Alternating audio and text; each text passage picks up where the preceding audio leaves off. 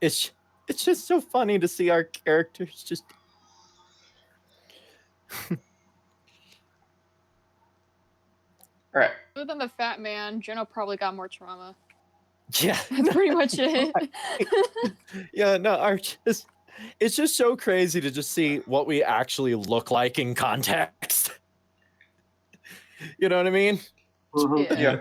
It's just like all right, what would you want to do? Here we are, just right here.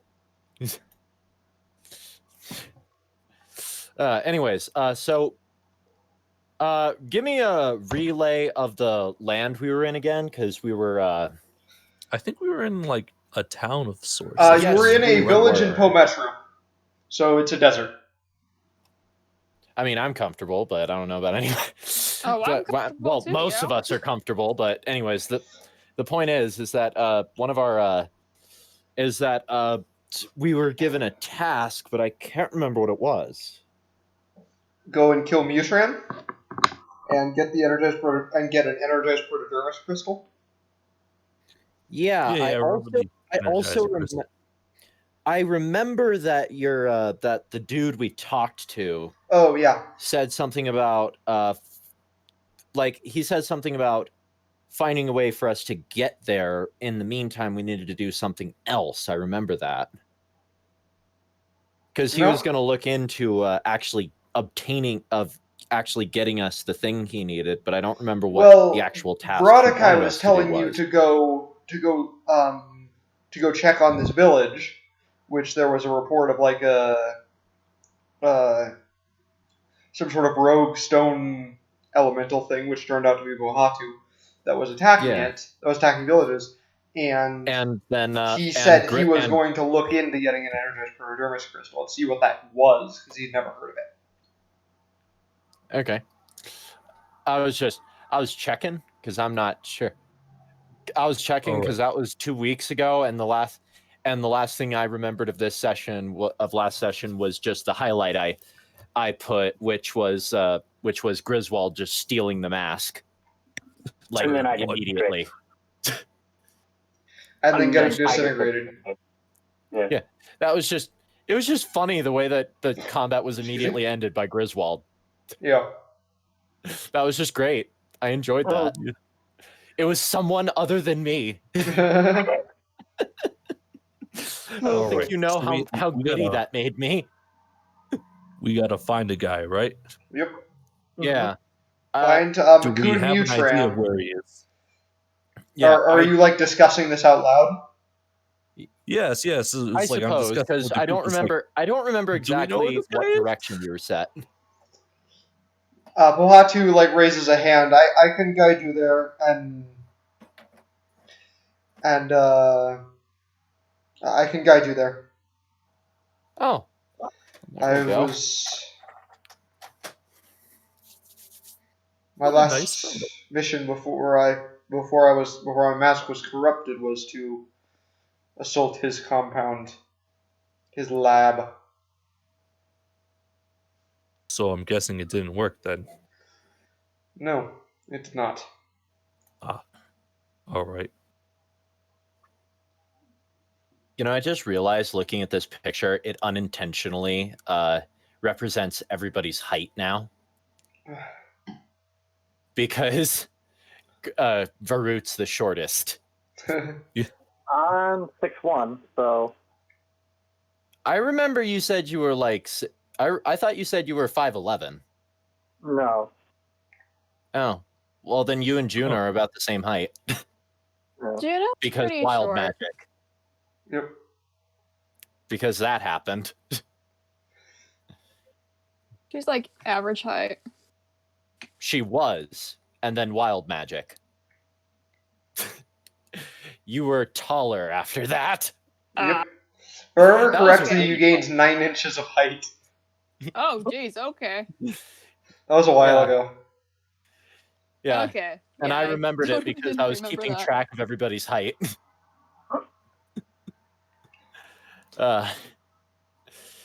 Mostly because I was commissioning this. Anyways. So, yeah, I suppose we...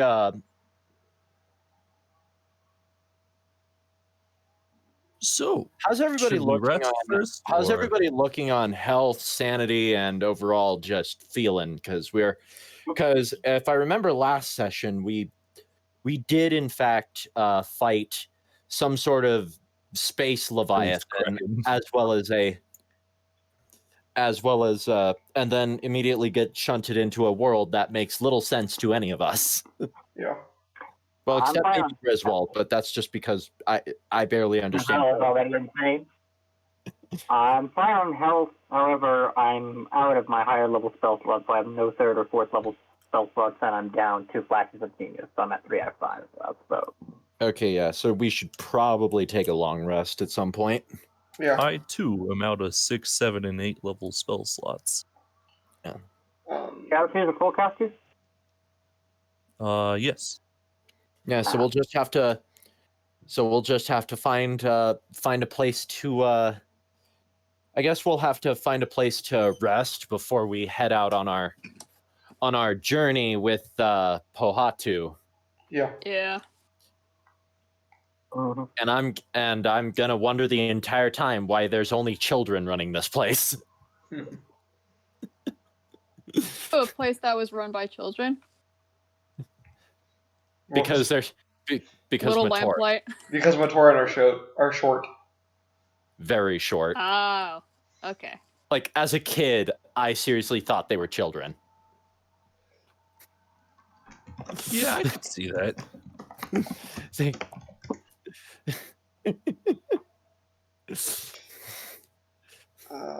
So yeah, because especially since we've pretty much run into a bunch of Toa, so we've run into a bunch of regular sized folk.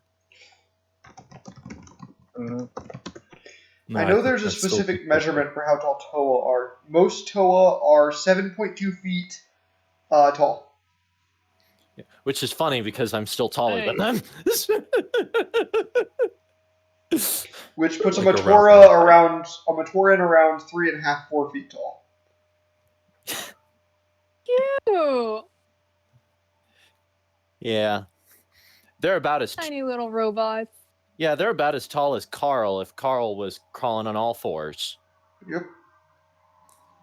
Are you saying that Carl walks on 2 feet? It depends on the Yaoguai, I'm well aware. But but anyways, yeah, so I'm gonna ask Pohatu if he knows anywhere to rest for now, so that we could prepare for the journey ahead. This village should be safe.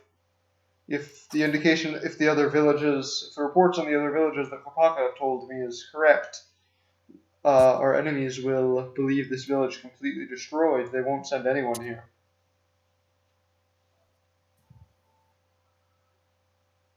All right. Well, I mean, won't they suspect something if you don't come back in a certain period of time?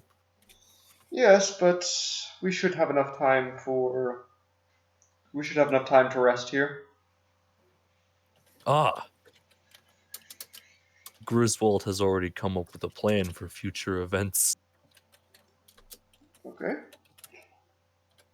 So, did I get a good look at the mask? Mm-hmm. That was broken. All Yep. right. Can I make a replica of it? Using what? Not with any of the actual powers. It's like using an illusion-based spell, so it just looks like that it's there. I'm trying to think with the spells that I have at the moment. No, disguise self is just me. It's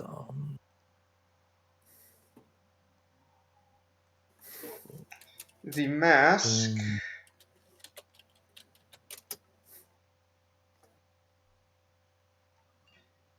I'm sending an image. The mask looked like that, only modeled with dark green. Okay. All right. So, well, obviously not yet. This is going to be like when we get close to the place. So, I'm just gonna go ahead and detail this plan out to the audience. That is you guys. All right. So we're going to take him. I'm going to make a replica of this mask. We're going to put it on him, and then we're going to act as prisoners. Well, to the entrance to this guy's lab. We'll get free access, and then when we get down, when we get down and when we find the guy, that's when we'll pass the guards, and when we get to the guy, that's when we'll strike. Sound like a plan?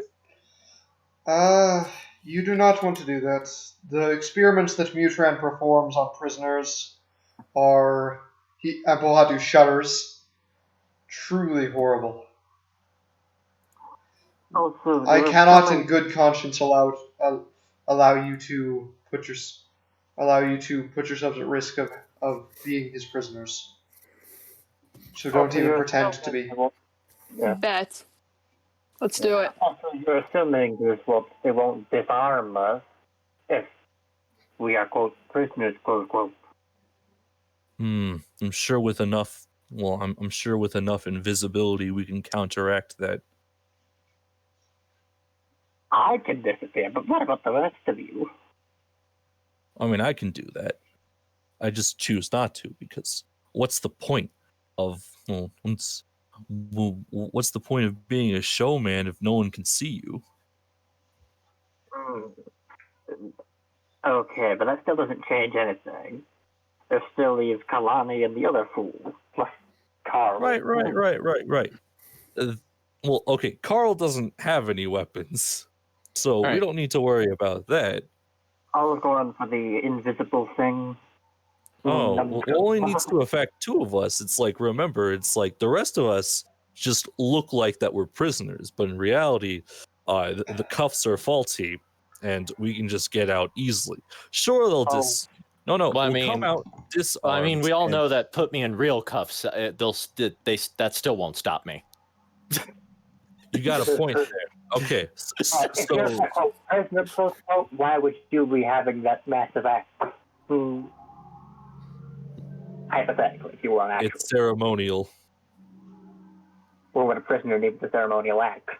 We can have someone else hold it while that person's invisible. You're gonna carry around that thing weighs like a small person. You got a point there. We still have that portable hole, right? Yes. Yeah. We'll shove it in there. Can't you just miss your axe to a pocket dimension? Hang on. Juggernaut should be able to, yes. Hang on, let me check. I don't remember that.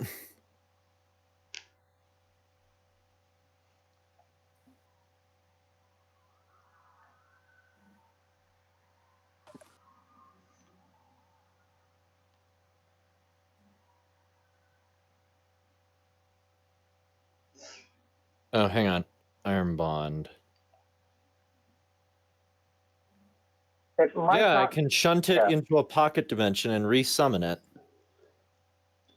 So yeah, that solves Kalani. Kalani will be one of So you guys are talking about okay, so you guys are talking aloud about how to hide my weapon, and then I just draw it, and it's just sort of butt the end of it into the ground, and it just disappears. Where'd it go?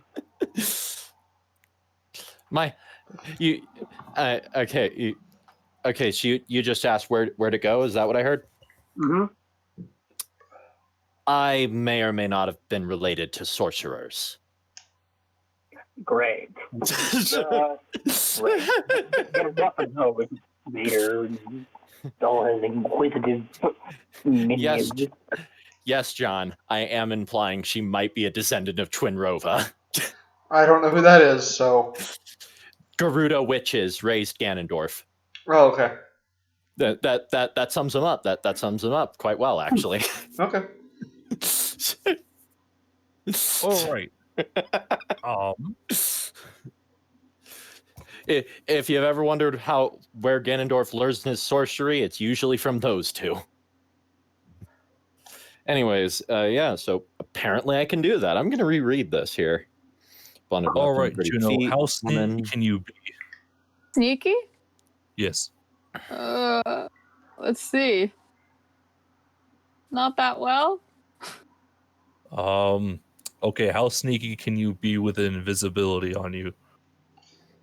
Visibility? Probably pretty good. Oh, okay. All right. Invisibility gives advantage on stealth. Yeah, probably pretty good. All right. So, okay, my plan is that we're going to put Juno on the gosh dang, I forgot already. On Carl's back, and you're just going to be there as we're getting to the gate. You're going to be invisible. Varut, you have your stealth cloak. You can do that.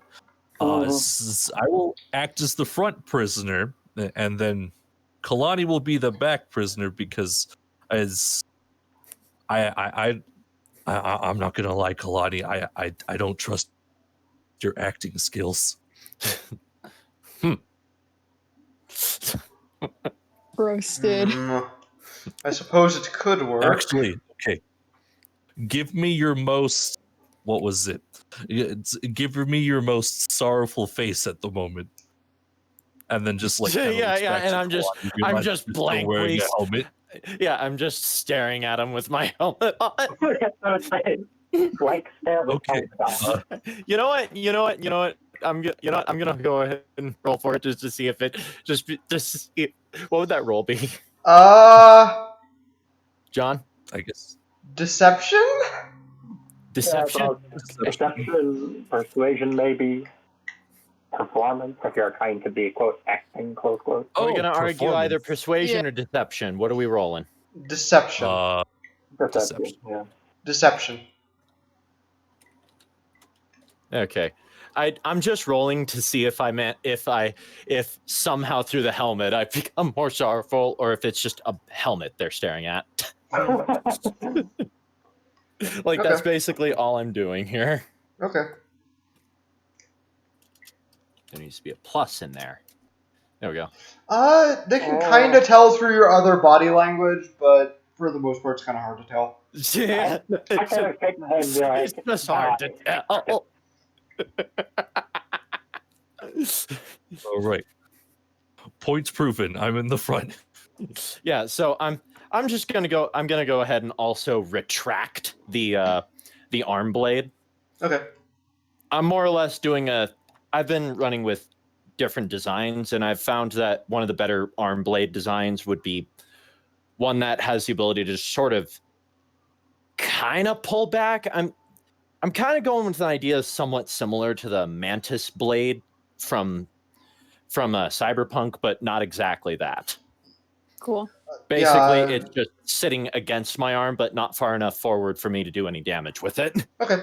Basically, a non-combat mode. Yeah. Okay, that makes sense. Are we doing a long rest before? Yeah. You can take a long rest. Okay, I was just wondering if that's what we were doing while we were sorting all this out. Yeah. I assumed we could long rest while talking. Why are there children everywhere? Why don't I see parents? Oh, those are just short people. Matoran, the normal citizens. Many Toa, like ourselves, were once Matoran, though Kopaka and I are not among that group.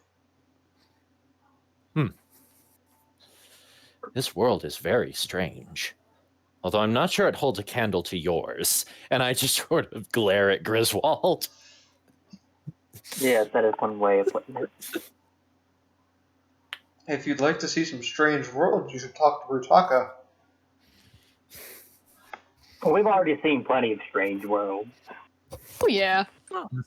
This is just another one off the bucket list. Oh, yeah. That reminds me. It's like Griswold goes into like a separate bag, pulls out a giant seed. Here, take this. I face palm onto the visor of my helmet and just be like, ah. What's the giant seed? I mutter something in Mandalorian. But it's not under my breath. You all can hear me speaking. You just understand nothing of what I am saying. What's the seed again? That's the Arborwood seeds. Oh, okay, yeah. You know, the giant tree. Yeah, I know. Yeah. The totally not great Deku tree from Faerun. Pretty much, yeah. Like I remember actually saying that, like, it's basically the Great Deku tree. Yeah, no, that was what you said. Honestly, it would just be really funny to go back to the worlds we visited, and there's just a tree wherever we planted the seeds. Yeah. Well, like there's now just a talking tree in Los Angeles. Yep. Just, I know many things, though I do not know why people are. Oh, there's a storm brewing. Buckle down, everyone! The streets are gonna flood again. Oh, for real. It would have been more hilarious if it were not Ilum. It's just, used to be an ice ball, and now it's just a lava ball, and there's a tree growing just up. A singular tree. A really big tree. I'm pretty sure we planted we planted a seed on Yavin. Yeah, we planted one on Yavin, but I don't think we did it on Mandalore or Ilum because of inhospitable. No, well, not just that. We were kind of busy on Ilum. And on Mandalore. Yeah. Well, I mean, Mandalore, we just kind of took one look at the place and went, yep, nothing growing here. Well, there were gardens in the city. Played on grass. Well, I never went to the gardens. Those are all inside biodomes, and then all those biodomes got flagged by the Imperial Navy. Yep. Yeah. Specifically, Actually, by an Onager class Star Destroyer, which is one of the coolest looking Star Destroyers I have ever seen, by the way. Let me take a look at that. Onager? Onager. Yeah. Like the name of the planet the Nordri are from? No, like the name of the siege weapon. Yes. No, but is it spelled the same way? Throws a bunch of chunks. Onager. It looks like a giant T. Just a sec. Oh, that is a weird ship. I'm just going to see what the regular Onager looks like now. That's also a species of mule. Yeah. Yeah. Oh, and a catapult. Yep. It's a catapult and a mule. And also this straight up flying T. Looks cool, don't get me wrong. It's just... Right. It's just, I imagine looking from the ground at one of those in the sky and just thinking, my God, the alphabet's come to kill me. The infamous Mr. T. Bro, there was It looks like he got over his fear of planes.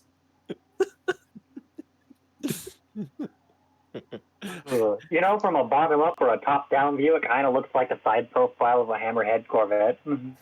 Yeah. Yeah. I'll be right back, It looks guys. like a Hammerhead Corvette turned on its side. Thank you. But a lot bigger. Oh, yeah.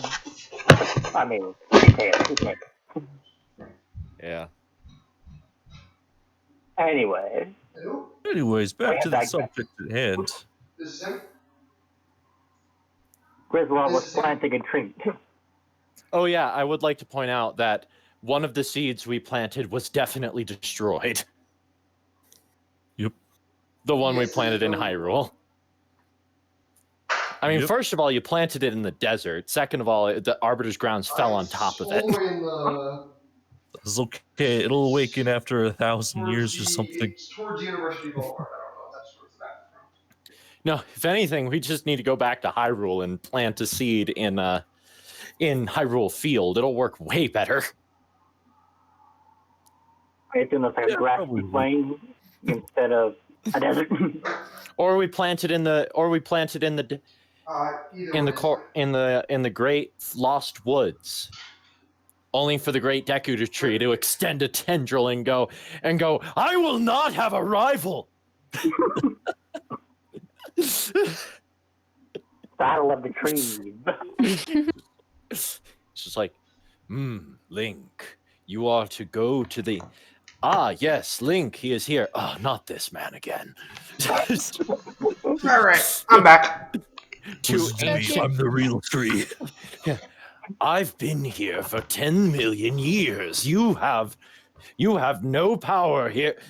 Yes, but I was planted here by outsiders traveling through dimensional planes and gates. Those do have nothing to do with the situation at hand. You are not helping. What? Shut it, old man.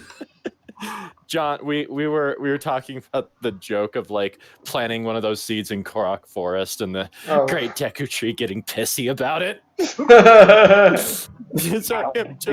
So I'm just arguing with one old tree, arguing with another old tree.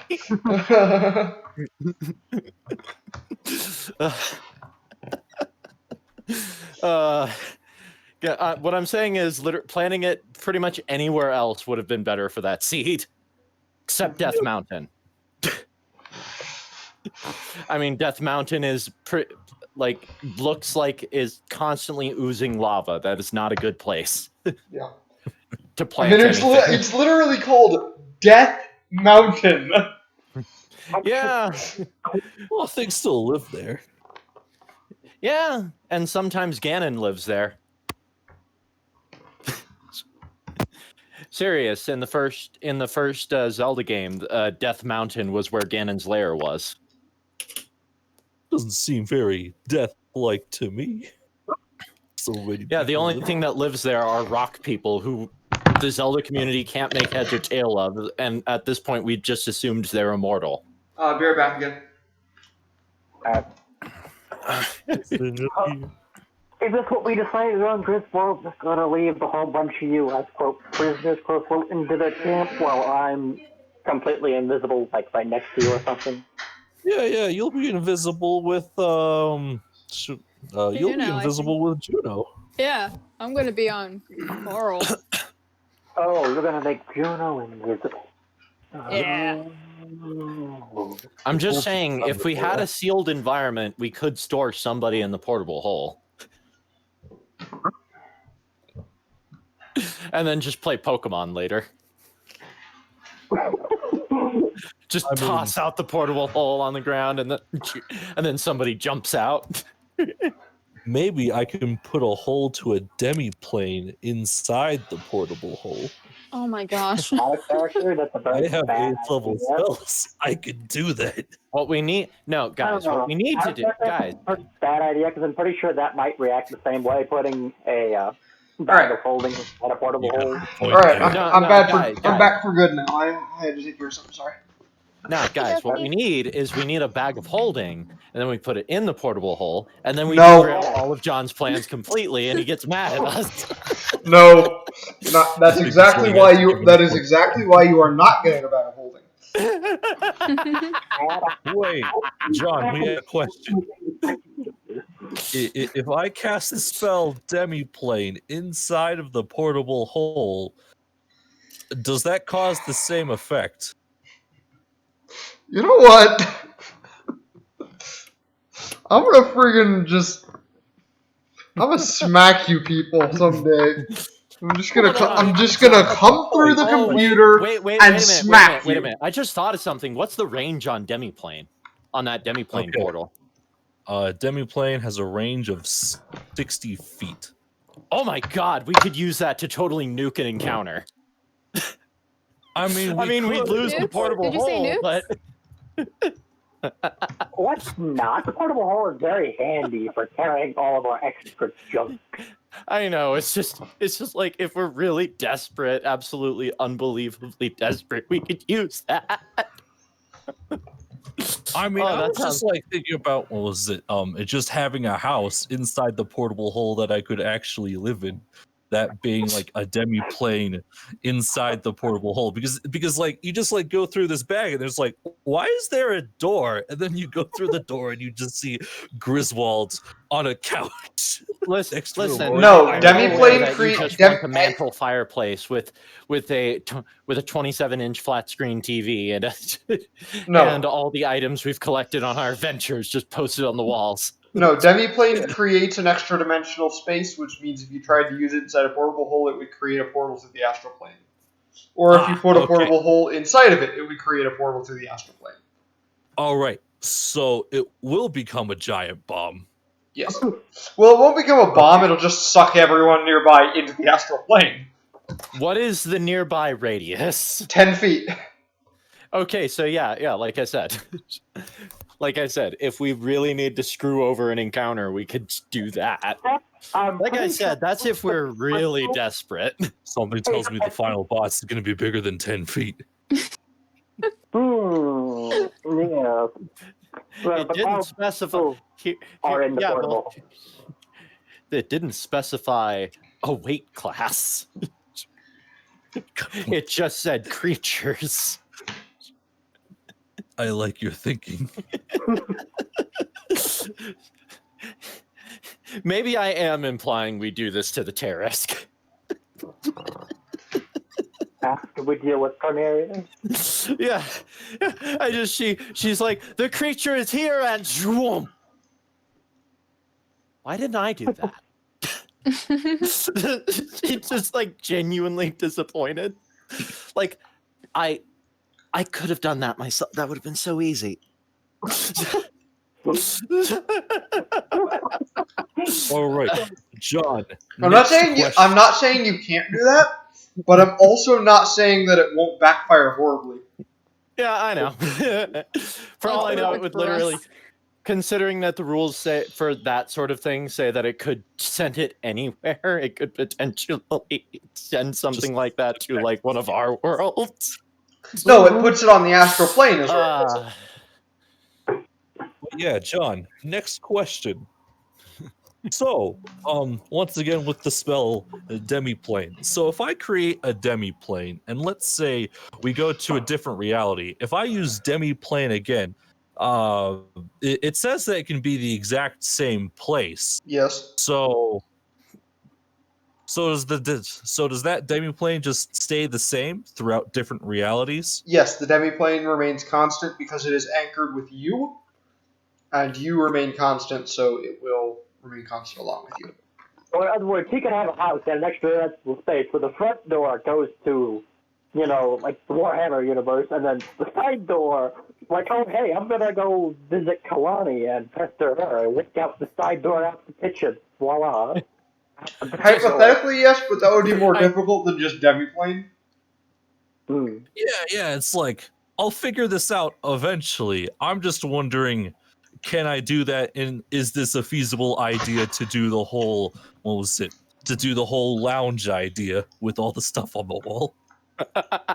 It's feasible. Okay, then. All right.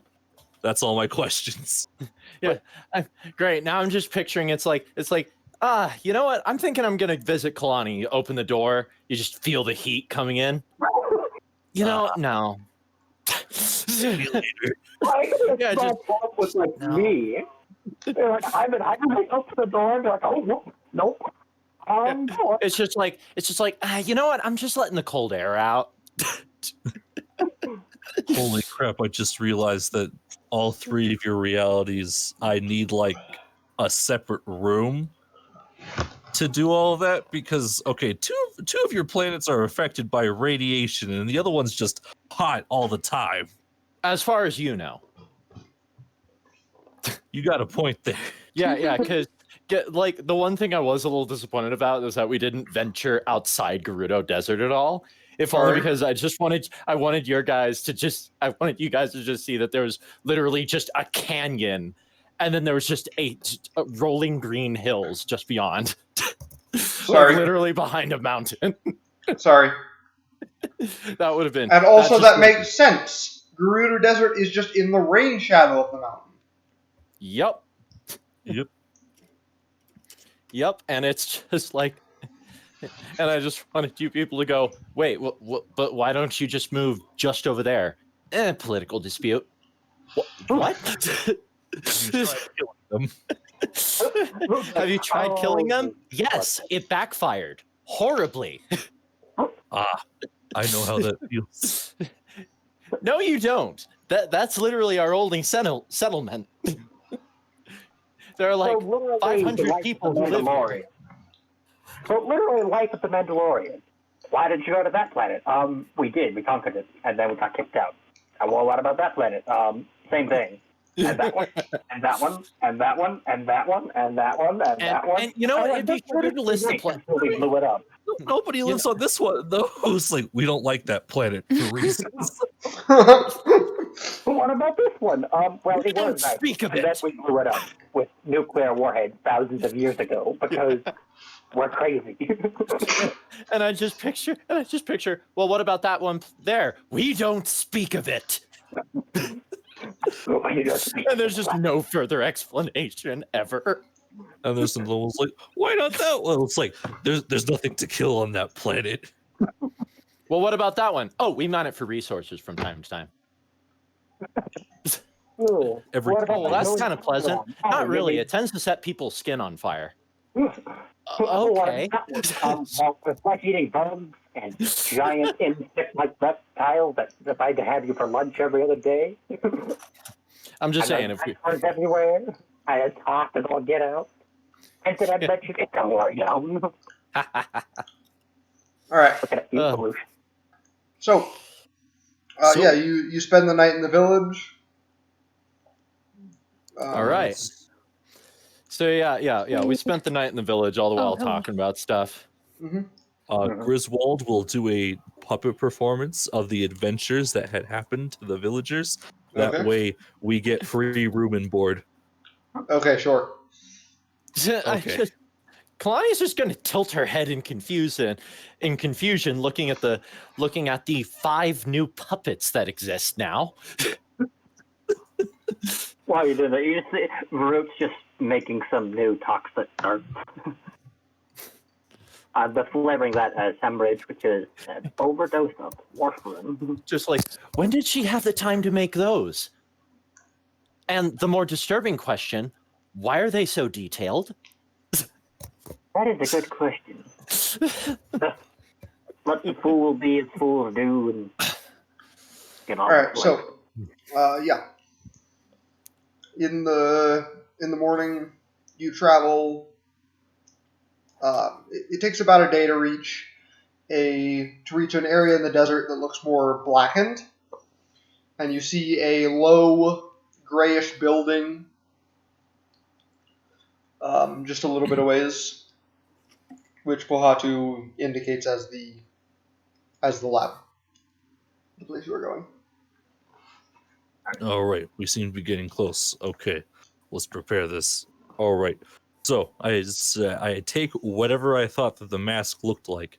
I'm going to cast minor illusion on our guide. On Pohatu. Mm-hmm. Yes, on Pohatu. I've been remembering his name as Po, as in the ghosts, or the panda, if you so prefer. Wait, actually, hold up. Hat and 2. So Po 2 hats. Po Hat 2. All right. I just realized I can't concentrate on 2 spells, but I do have a solution. Okay, since Grigri is a simulacrum, she's gonna be the one who's gonna be focusing on on minor illusion, because that's a cantrip, and I don't have to worry about her spell slots till later. Just a minute. Checking. All right.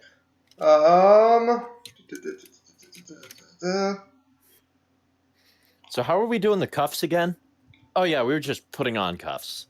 Yeah, I suppose that a simulacrum could cast spells. Well, no, because there's a spell in the grimoire that seems specifically to be a boosted version of simulacrum that actually produces a clone of you that you can do stuff with. So I'm going to say simulacrums can't cast spells. They can do everything else normally, they just can't cast spells. Okay. All right. Shoot. That's what I was going to use. What part of the plan required other concentration? Because I know you required illusion to concentrate, but what was the other one? Invisibility. Oh, on Juno? Yeah. Why don't we just cuff Juno too?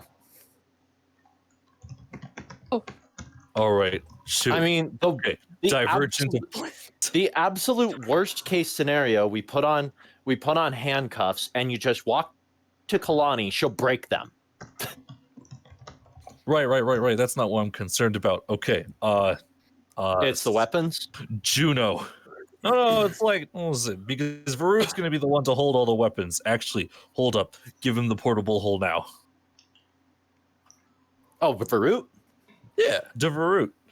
All right. Varut has the portable hole full of weapons. I mean, most of the stuff in there is anyway. Random jump. All right. So I'm going to go ahead and put my weapons inside of it. Okay. And then Kalani's axe is in the pocket dimension, right? Yeah. Kalani's axe is with me. I'm going to make sure that the staff is off at the moment. Mm-hmm. So it's not burning everything. All right. All right. Next thing. All right, Juno. Show me your. Listen. Show me your sad face. It also got a mask. Us too. Crap! I keep forgetting that. You're like, Kalani, show me your sad face, and I'm just. Like, and I'm just Yeah, it's just like a plain blank face. And you're just like, as your face is reflected All in right, the I take clean off my spots of my helmet. armor. And wow, that's very. That's a very And then you're just like, expressive mask you turn you around, got there. Juno, show me So your that's sad face. And you just see your face reflected in the red eyes, and you're just like, ah, yes, I see. Good work. Excellent work here. do you think they'll take pity of me because I look like a zombie? I don't think they know what zombies are. That's true. Okay. I didn't realize you looked like that until you took the mask off. All right. So I pat Juno on the head. She didn't mean to be older than mean. you. Yes, you're also shorter. That don't mean you have to pat me on the head. Kalani, I'm pretty sure everyone except for some very tall Wookiees are shorter than you. Oh no, you'd be surprised that there are some people taller than me where I come from. Brute just sort of doubles their thumbs like, oh dear goodness. You air quotes, people. yeah, I think Space Marines are about the same height, maybe slightly taller. But then again, those are genetically modified, and we don't like talking to them. I've heard stories about Gorons being the size of mountains. Oh dear. But anyways, all right. People swear they've seen footprints. You still want to see my sad face? Sure. Oh, okay. It's like, no. Just look down. Look like that you're not important or something. Which is a lie because you're very important, especially to me. Ew. No one's ever told me that before. You can't see it because of the Mandalorian T-visor, but Brute is rolling his eyes. You can sort of like what he rolls his head with it. I mean, if you die, then that means that Carl has to go away.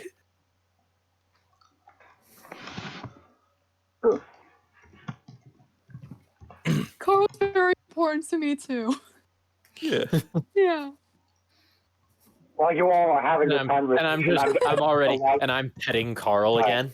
Carl is precious.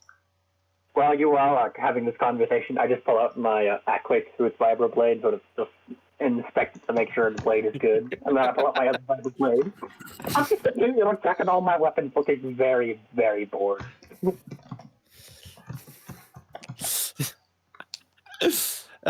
Once again, reminding us that Varud is the only guy in the party.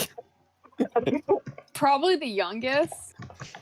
Muttering something under my breath. Yeah. How old was Varut? Like 29. I'm not looking at my notes. It's 20 something. Oh yeah, you're pretty young. Yeah. Griswold was close to my age, wasn't she? 27, right when this campaign started. Griswold is 151 years old. Oh yeah, he's a baby. Yeah, and Kalani was in her mid-30s. Okay, never mind. You two are both babies. Yeah.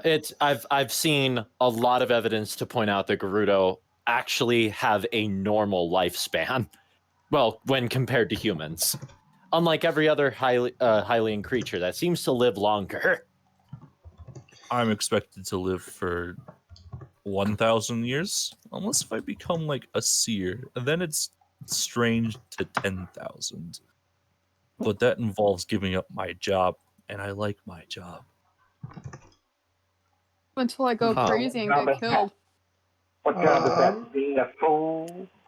What about... Yes. We truly live in a society. What about Pahatu?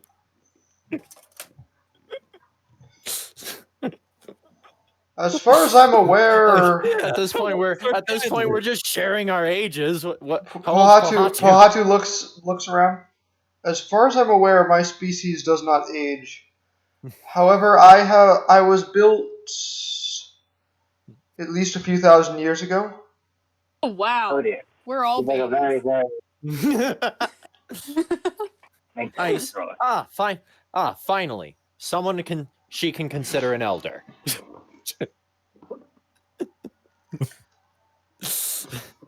I just realized the reason you two are both irresponsible is because you're both older than us and think you can get away with it.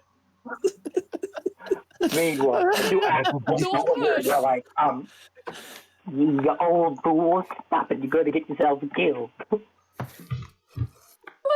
For years while I'm getting killed, yo. If you think I am old, Helrix and Brodakai are far older than me. I think they're nearing 100,000. Oh, dear. Helrex, he was that white-armored fellow we met, wasn't he? No, that was Brodakai. Helrix is his sister. The first Toa created, actually. Brodakai was created second, though he is older due to a run-in with a Dark Hunter that can control time, named Centrock. He did look like he had some wear on him. They have been fighting for far longer than any other being in the Matoran universe has existed.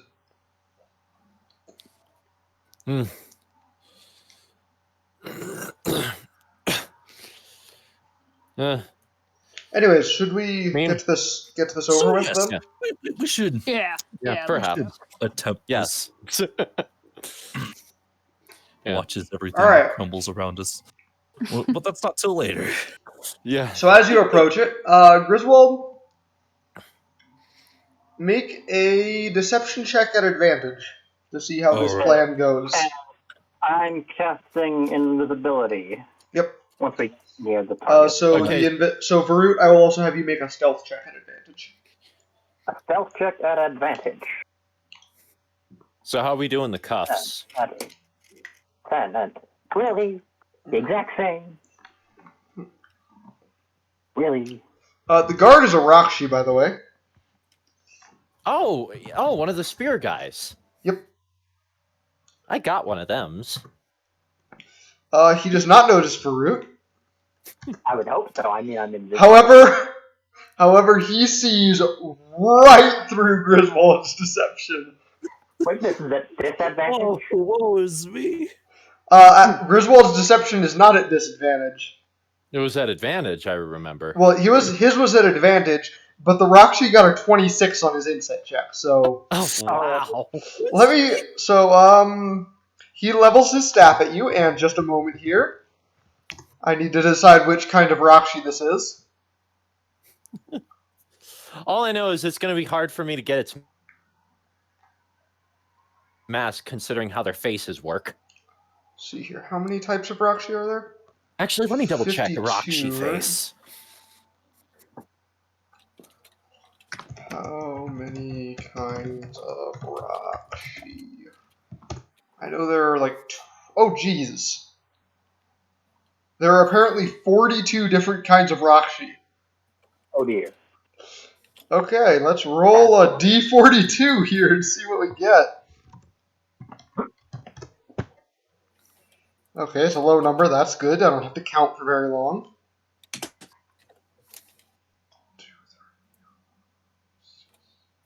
Alright, this one has tan armor. Ah.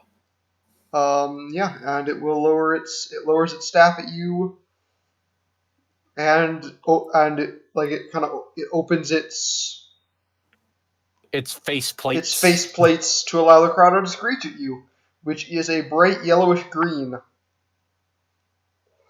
So roll initiative. All right then. So, guys, do you think I should try to take its face or the creature, or both? Both.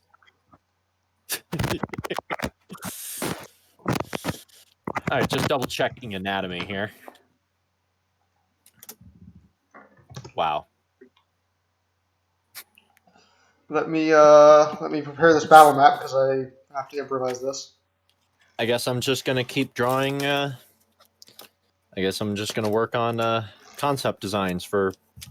Sorry, it won't take me long. It'll just take me a few moments. Oh no, I'm not talking about you. I'm talking about my role. Oh, okay. Yeah, at 1, 2 for initiative. When the rest of us rolled above a 10. Yep. And have +4, +5, +10.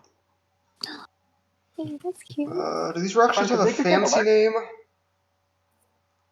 Because there are some Rakshis that have a proper fancy name. This one does not. Okay. Spencer, did you take alert feed at some point? Yes. That is why I'm very fast. All I know is we need to kill him before he does that weird hovery thing he does. Yeah, I got back at level 4. Alright. Let me roll initiative for this thing. Okie dokie.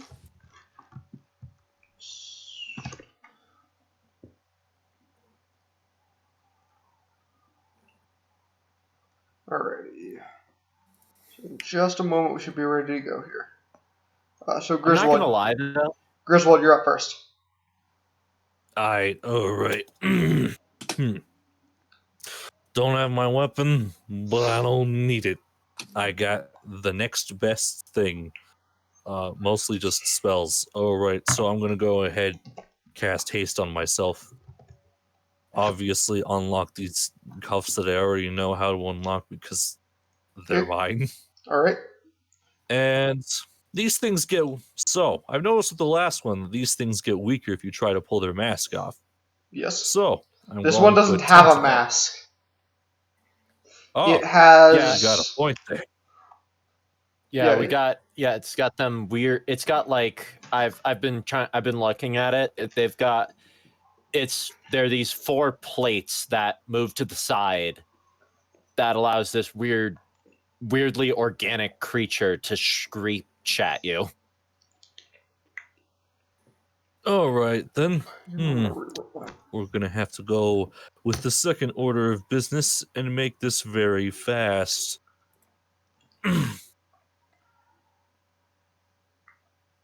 Griswold is... Why can't I move this without my character thing going away? All right. I was just gonna... Stealing the weapon probably wouldn't do anything. I don't think I can steal it. So yeah, Griswold's just gonna just kind of head over here, and I'm going to go ahead and cast what is it? Magic Missile is a 4th level spell. Well, I guess these guys do have a proper name. Femarok is the proper name of this type of Rakshi. Its staff has like a spade head on it. That might be a fan name. Anyways, yeah. So magic missile is a 4th level spell. Yes. 27 points of force damage. Okay. Yeah. There's not much there. It just does damage. Griswold will then presume to be back over here, looking pretty. Okay. Just a minute. I need to figure something else out real quick. Sorry. I was not expecting you guys to fight a Rakshi. I improvised that into existence.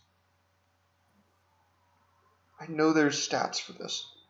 There's like proper information for like what each type of grotto does and at which power levels.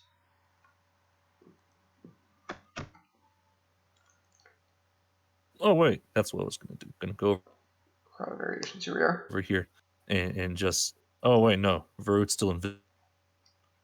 I don't know where you are. Status 6. I'm gonna figure out how powerful this Rakshi is real quick, or his natural abilities, I guess.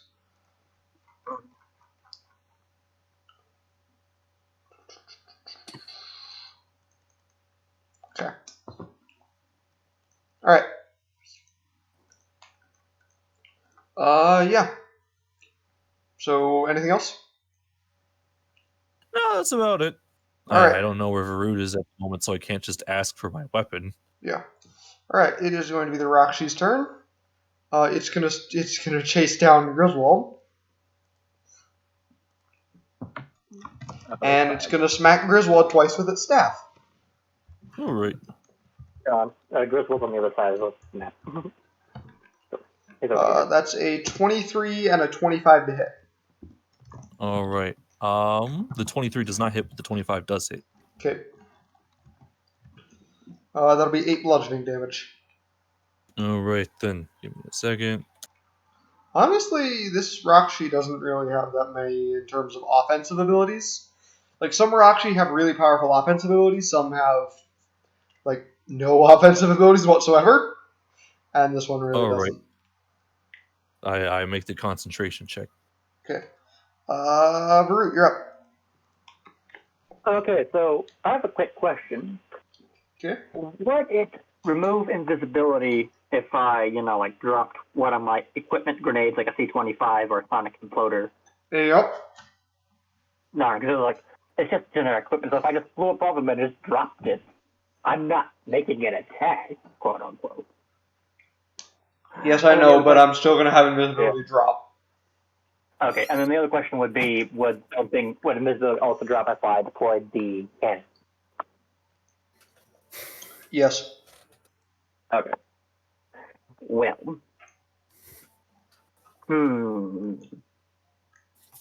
Okay, so here comes the question. Do you want me to stay invisible until, a much more involved fight comes along, or just go ahead and reveal myself and start shooting up the place? I say stay invisible for now, because I don't think it's going to take much to take out this Rakshi. Okay. Yeah. I've already committed that in this universe, I want to see if I could take something of everything, so. Okay, I'll just fly. Biomechanical. 30 feet straight up. Okay. I'll take something. That's why I've been studying the picture of the Rakshi. Studying it, learning it, probably going to take its back. While remaining invisible, I'm just going to fly 50 feet straight up. Mm-hmm. Anything else? No. All right. What'd you say this one's name was again? I don't think he did. Oh wait, no, this is Rakshi. It was Femarok. I just Penrock? know Femarok. Femarok. With an F? Just a sec. It might be Femarok. I don't know.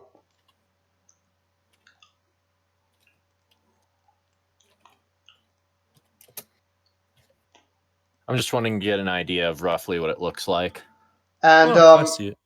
wait a second. Don't search it because you'll find out what its power is. And you're not supposed to find out what its power is. I'm just looking, John. Just so you know, I've literally just been looking at Google Images. I'm not looking at any articles. I'm aware. And the first Google image that pops up if you search that has it listed what its power is. Yeah. Oh, F. I literally was looking at the one that's right next to it. Okay. Well, don't read the I just title. wanted to get a rough idea of what it looked like to see if there's any immediate differences from the movie versions I was looking at. So I'm going to go back. Pretty much just the shape of the staff and the shape of the spines and the color. Yeah. That's all I was really telling, because I was trying to figure out if it was a copper colored one or if it was something different.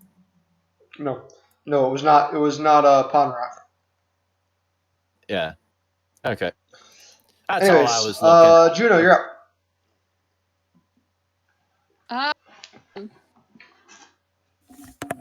I guess I'll shoot at the guy. Uh-huh. Alright. Yeah, I'll do that.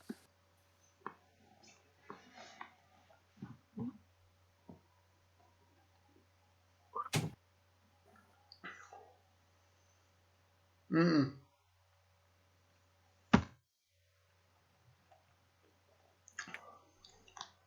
It avoids it.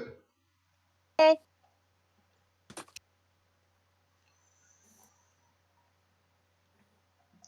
Yes, that will hit.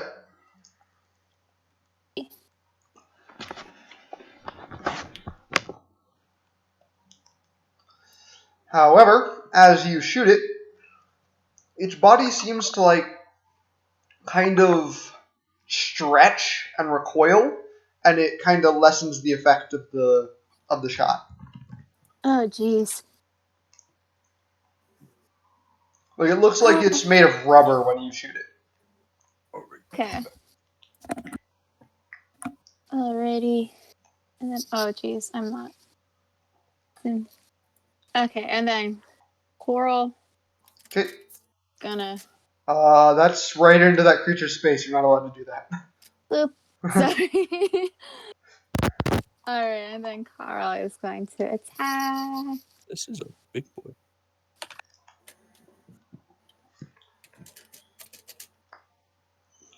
Yeah, that'll hit. Okay.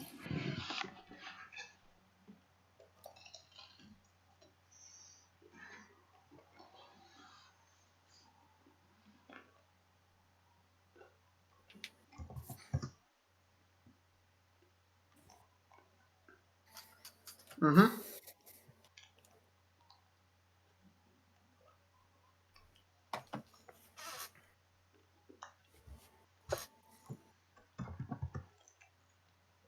Once again, as Carl attacks it, its body seems to bend to lessen the impact. Ugh. Okay. And then, yeah, I'm good. Alright, Kalani. Alright. So I'm cuffed.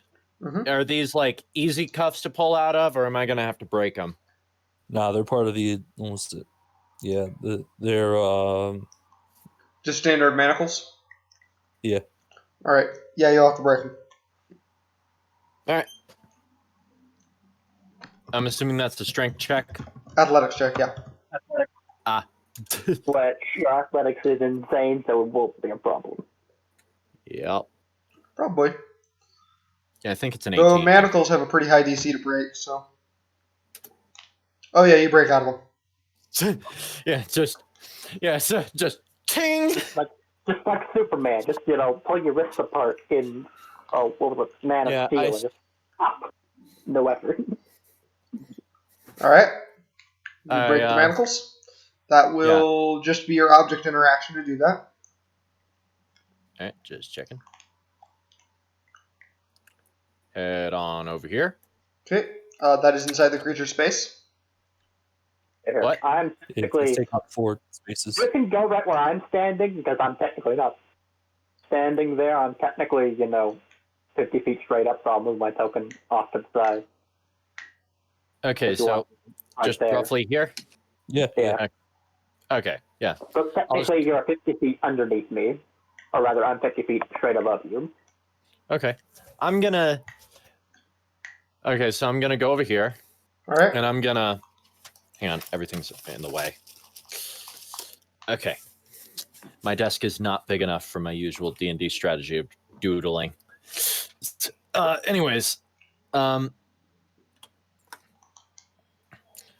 gonna go ahead and grapple the Rakshi. No reason to summon my weapon yet.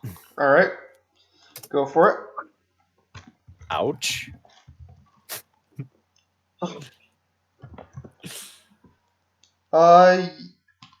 It slips around. Its body bends to slip around your hands as you try to grapple it. Huh. And you're not able to. You don't even touch it. It just bends to move around. All right then. I snap my fingers and my axe reappears in my hand. All right. And then I'm gonna go ahead and use Thunder Wave. Okay. Yeah, you can throw that in a spot where it won't hurt anything. So yeah, that'll be a con save. Probably around that much. What's the DC on that? 20. It passes. Wow. Damn. Once again, its body bends to avoid some of the shockwaves somehow.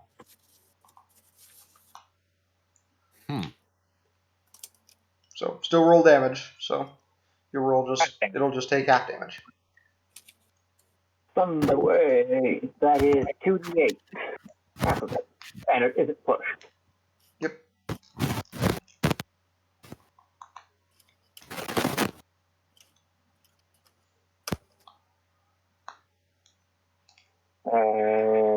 Yeah, I don't have anything that adds.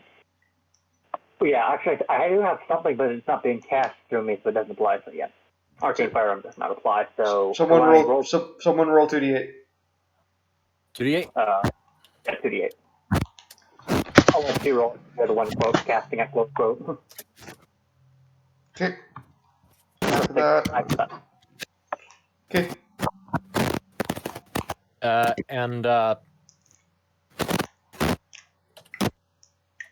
I guess for my last action, I'll check. You don't have any other actions. Well, last attack, I meant. You don't have any other attacks. Thunderwave uses your entire action. Oh, all right. Never mind then. Anyways, that will be the your turn. So Griswold, back to you.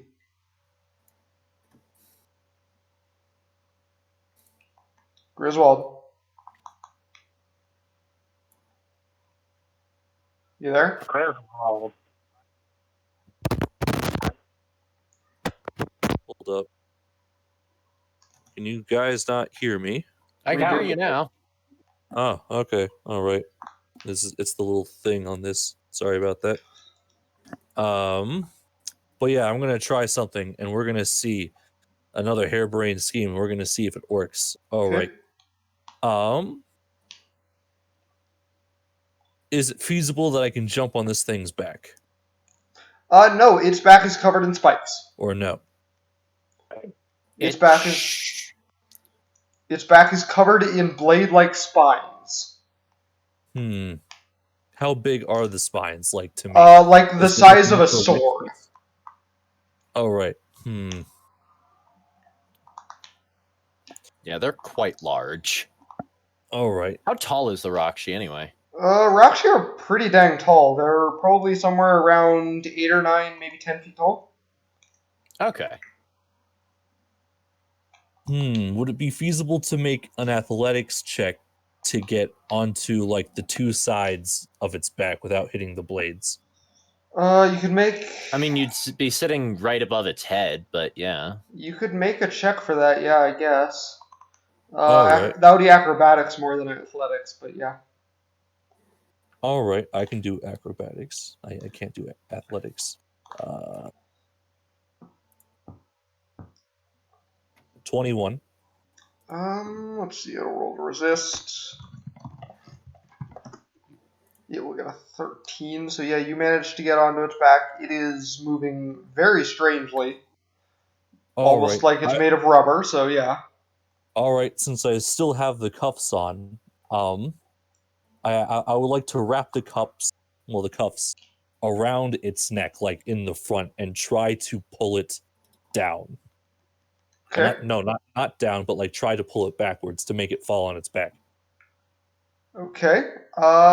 Make an athletics check. All right.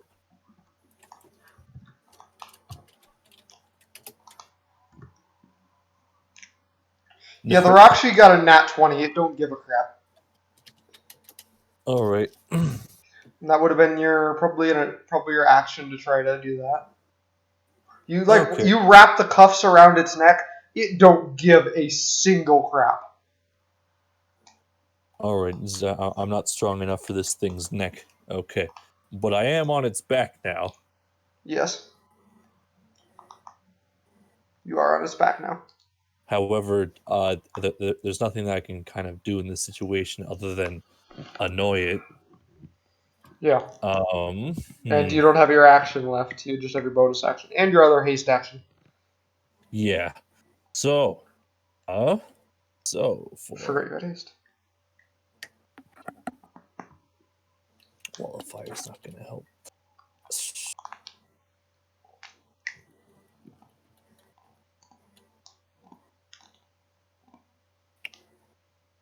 Can I attempt again? Sure. Or no? Sure, you can attempt again. All right, so 20 plus 6. All right. Wait.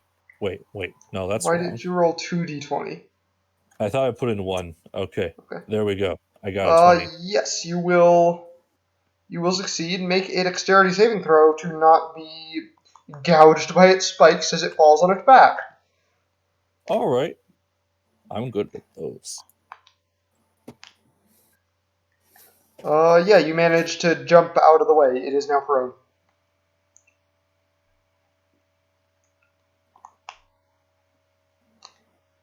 You have knocked the creature prone.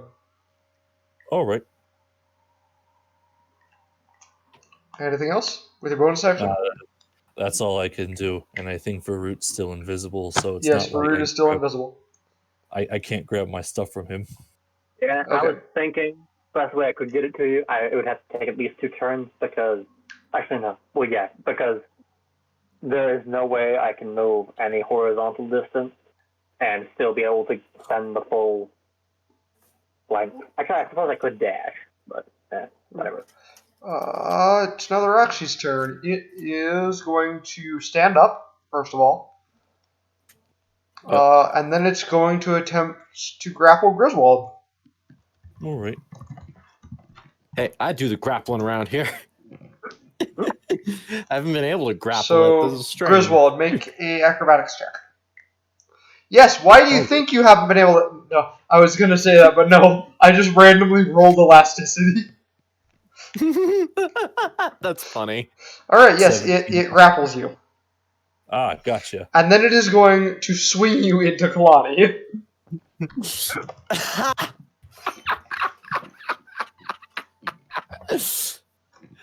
I retaliate by taking Griswold back and smacking Roxy with Griswold. That's only an 11 to hit, so it misses Kalani. However, you will still take damage, Griswold. You take... I like to imagine that it successfully hit me, but because I'm so heavily armored, all it did was ring Griswold's spells. You take a total of... You take 12 bludgeoning damage. All right. Wait. Oh yeah, and you're right here then. I make the saving throw. And you are still grappled by it. Because it just swung... Yeah, you're still grappled because it just swung you like a club. Oh. So it's not holding its weapon. No, it's holding its weapon in one hand. It's holding you in its other hand. Oh, okay then. Griswold is now a one-handed weapon, folks. They can one-hand their spears. That's how they fly. Yeah. Oh yeah, this thing can fly. Yeah. Griswold is now a one-handed Varut, your turn. I'll fly over laterally 30 feet to where my token currently is now, and I'll for the moment. Is that all? You're just going to move? Yeah. You're not going to get involved in the fight at all? I'll wait and see if another round if they need my help. Okay. Juno. So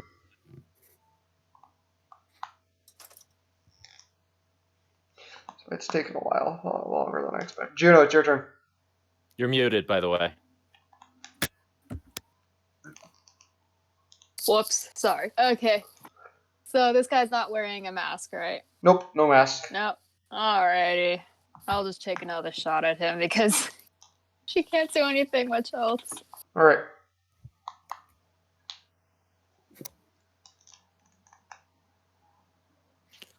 Yes, that will hit, just barely. Ooh, nice.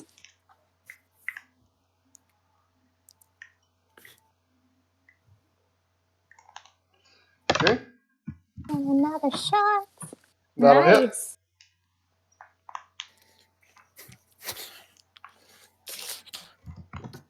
Okay. Shame I couldn't have gotten like a Screech Roxy or something. Because those things actually have some unique abilities. This thing is just hard to kill. Alright, Carl's gonna maul. Okay. Honestly, hard to kill No, that with doesn't. this party is a win. That doesn't hit. Well, Honestly, it's like Nope. Carl, you suck. Honestly, John, finding something hard to kill for this party is a win. Yeah. Kalani, you're up. Speaking of which, I'm gonna extend my war pick and see if I can whack it with that. Where are you aiming at to whack it with a like? Or are you trying to like stab it with your pick? Yeah, just kind of in the face. Okay. just go ahead and gross screaming face. Yeah, go ahead and make an attack roll.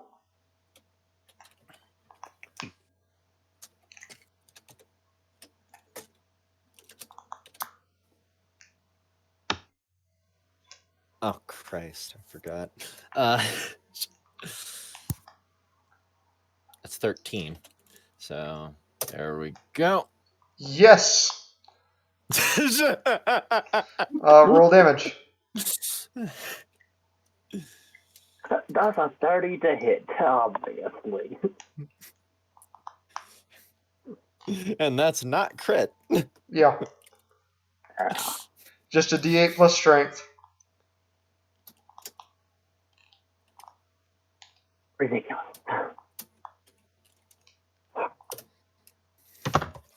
Wait a second. Isn't a war pick a versatile weapon? Yeah, but it's attached to her arm. She can't use it in both hands. No, I was going, doesn't Yoden Grip mean that you use the two-handed Oh wait, yeah, it does. If... So re-roll that. You get a D10 plus strength. Yeah. Even if you're using it one-handed with a versatile weapon, you get the two-handed Yoden Grip. Okay, hang on. Which am I re-rolling? Roll a D10 plus 8. You're re-rolling damage. You get, if a weapon ever has the versatile property, you get to use. Oh wait, no, the war pick no longer has versatile because it's 2d4. Because it's 2d4 now. Yeah. It's pretty much I mean, we call it a war pick, but really all it is a spider leg attached to my arm. The trident is the one with versatile. The war pick does not have versatile. Okay, so you changed some things up. Okay. All right. Either way, I did pretty good damage there. Max damage is great. It does resist it because it's piercing damage, but yeah. It's like trying. It's like trying to puncture like. An eraser. Yeah, or something like that. It's like trying to puncture something made of rubber. It's not going to happen. Actually, would I be able to use this? I use this as an opportunity to also still try to grab it. Okay, sure. Make a grapple attempt. Make a grapple I'm check. assuming. Yeah. I'm assuming it doesn't increase my chances at all, but No, you just get a normal grapple check. But it didn't. Oh yeah, you successfully grapple it this time. Yes, I stab it. I stab at the grab it. Okay. I mean, that was an attack and a bonus action. Yep. All right, now I'm gonna.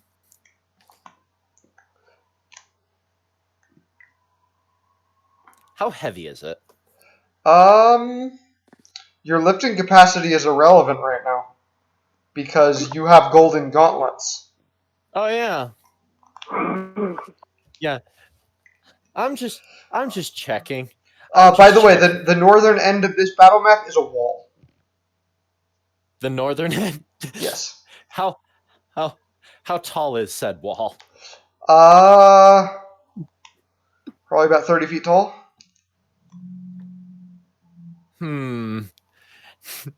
Not quite the extreme I was hoping for. Why? I mean, math-wise, Golden Gauntlets gave Link the ability to throw blue whales. So if that math were to follow here, yeah. What about it? Yeet him into the sun. I'm thinking of how can I just? You do know that it is still grappling Griswold, yes? Yeah, I know. I can solve that mid-flight.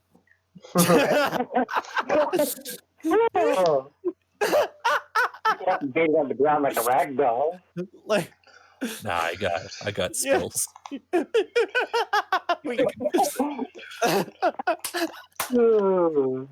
it. I give you permission. Just sorry, Griswold. Okay. So, John, what? Because I'm just curious if you are going to impose a limit on the distance I can throw this thing. The limit is still the long distance of the maximum, which is 320. Your limit is 320 feet. Okay. All damage that would incur from 320 I was not gonna lie, part of me was kind of hoping at least 30,000. No. So I could put it plane altitudes. No. But anyways, yeah. Okay, so yeah, I'm just gonna. How big was this building? The building that the lab, it's 3 stories, and like 30 feet tall, and it appears to be like the size of a couple of houses. Okay, so like an office building. Yeah. All right. So yeah, I'm just gonna. I'm just gonna throw it over the building. Wait. Can you hold that action when it's my turn? You can do that. Sure. You can do that. All right. So, like, where are you? You're just trying to throw it, like, on top of the building, or over the building, like, or away. Away. Okay. Away. Alrighty. So Griswold's turn. Annoying. Make an attack roll. Farther, I would have seen if I could. Actually, no, you don't need to make an attack roll because you're just throwing it away. Yeah. Griswold, what are you gonna do? All right. We gotta do this as a spectacle because that's how I normally do things. I'm going to wait till he throws, and then I'll do my thing. Okay. Yeah. It throws it, so you don't need to make an attack roll. Yep. So. All right. Goodbye, strange creature. In a final ditch effort, I'm going to cast Freedom of Movement to separate myself from the Paraka. Okay. It's Arakshi, not a Paraka. Arakshi. Yeah, I forgot the Paraka's the other thing. And Paraka also, it's worth mentioning, Paraka is not the species name. The species name is Skakti, but the Paraka are those specific 7 Skakti. All right. But yes, I'm going to use Freedom of Movement to separate myself from it mid-flight. Right. Yeah, you succeed. And then just kind of like give it a salute as it's going off, and then Second action, cast Featherfall. Okay, and you land calmly, and Puhatu and Kopaka, who were like trailing behind you a little bit. At first, they like during the fight they were kind of staying behind.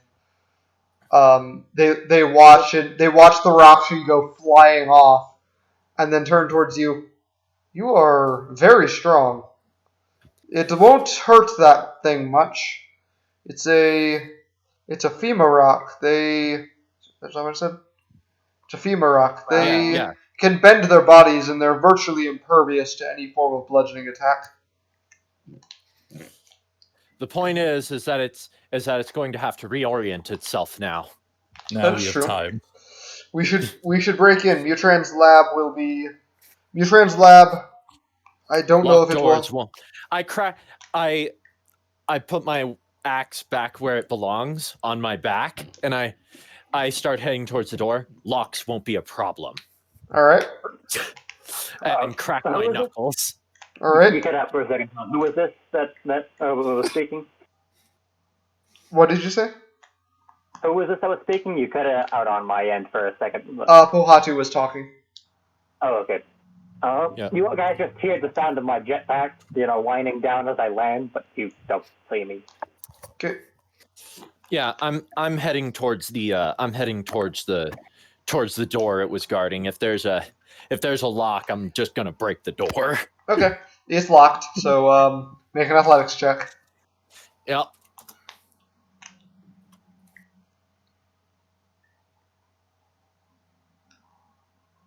If needed, I'll try again.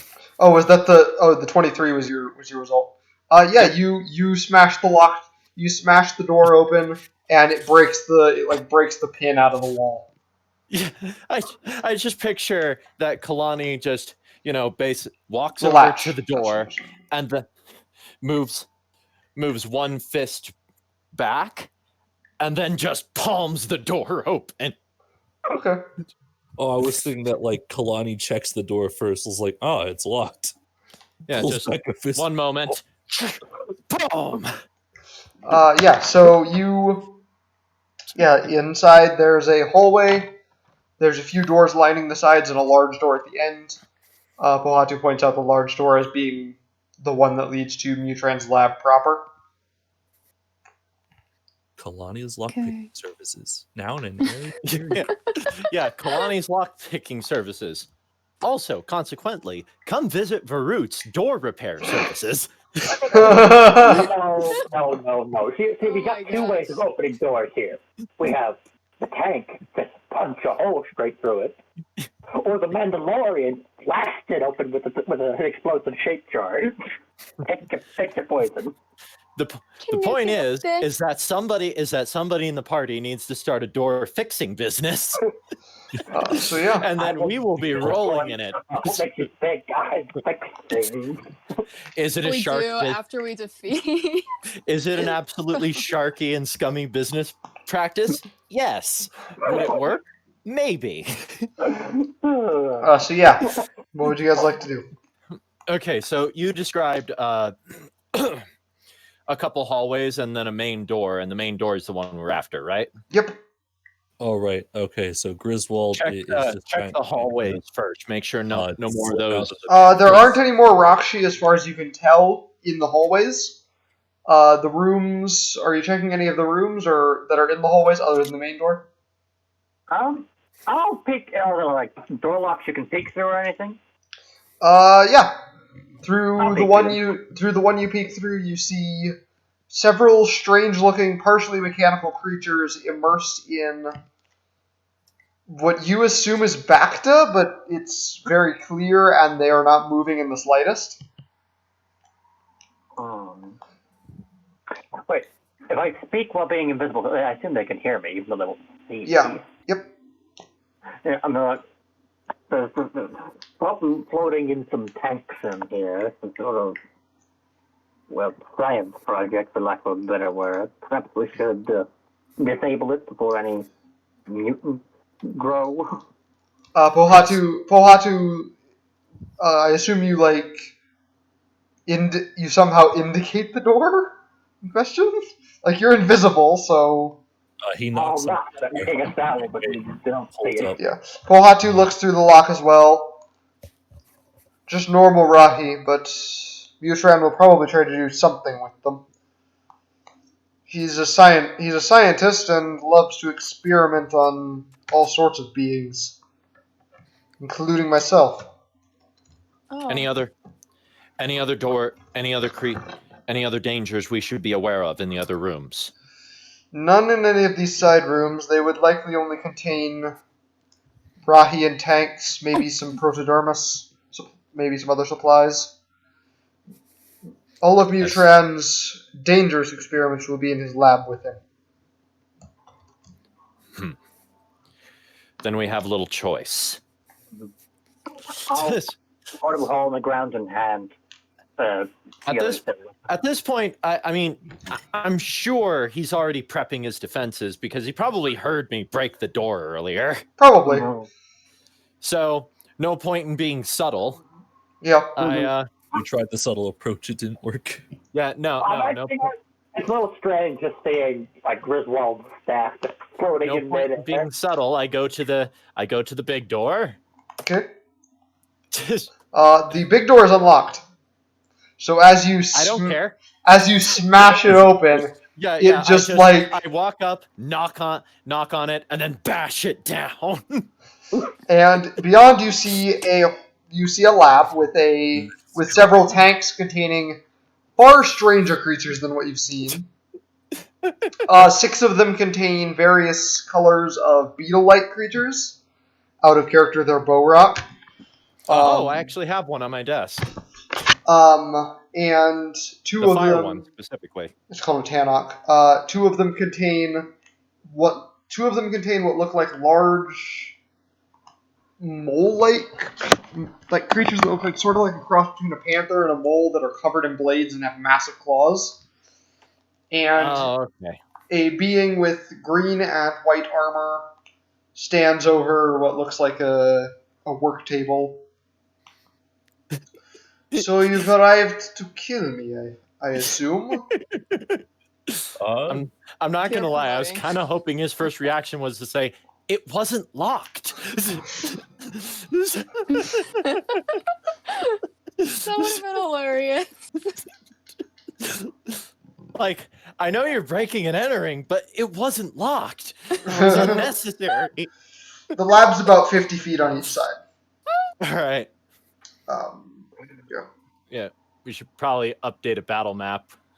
Yeah, I'll give it to you once the battle starts. Oh, okay.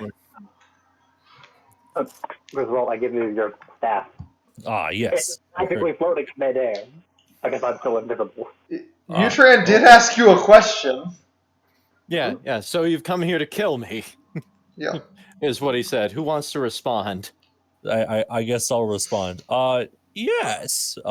Griswold. I'll speak because no one can see me. But of course they have. What else did you think? I want to see how freaked out he gets, and then a voice coming out of nowhere. He doesn't seem to really care about that. And in fact, he waves a hand in your general direction and you reappear. I shrug. Foul magics. You haven't provided a good case to let you live. Why should I? I do not believe. Why should I believe that you have the power to defeat me and my creations? He still hasn't turned towards you, by the way.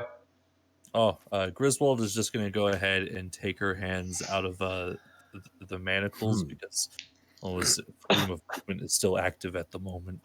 Okay. I was never trapped to begin with. I just got trapped. The door guard was the door guard was one of the most defensively powerful Rakshi I have ever created. But I assure you, I have its abilities and far more, and my creations are just as deadly. That is a good assumption to make. In other words, we're here mostly because Griswold takes out a sheet of paper, just like the notes that she has written down so far. It was like, because you did a bad thing and we need you to stop. Turns page. Oh yeah. You're referring to Bohatu. Save me the details. I see you have brought him and Kopaka along with you. They're the last. Realize Kopaka was still with us. Kopaka is still with you, yes. They're the last two surviving of the Nuva. Quite a good experiment of mine, transforming them. Though I wish that Gali and Liwa would have survived the experiments. They seem to have some fight in them. Oh well.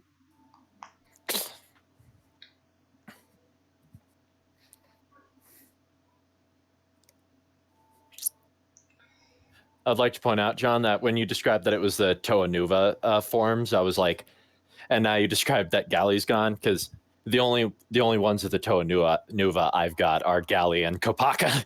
Yeah, the Toa Nuva in this alternate universe were created from the Toa Mata by Mutran in an experiment. Yeah. He captured them and performed all sorts of experiments on them. And honestly, Gali and Liwa died, and the rest became Toa Nuva.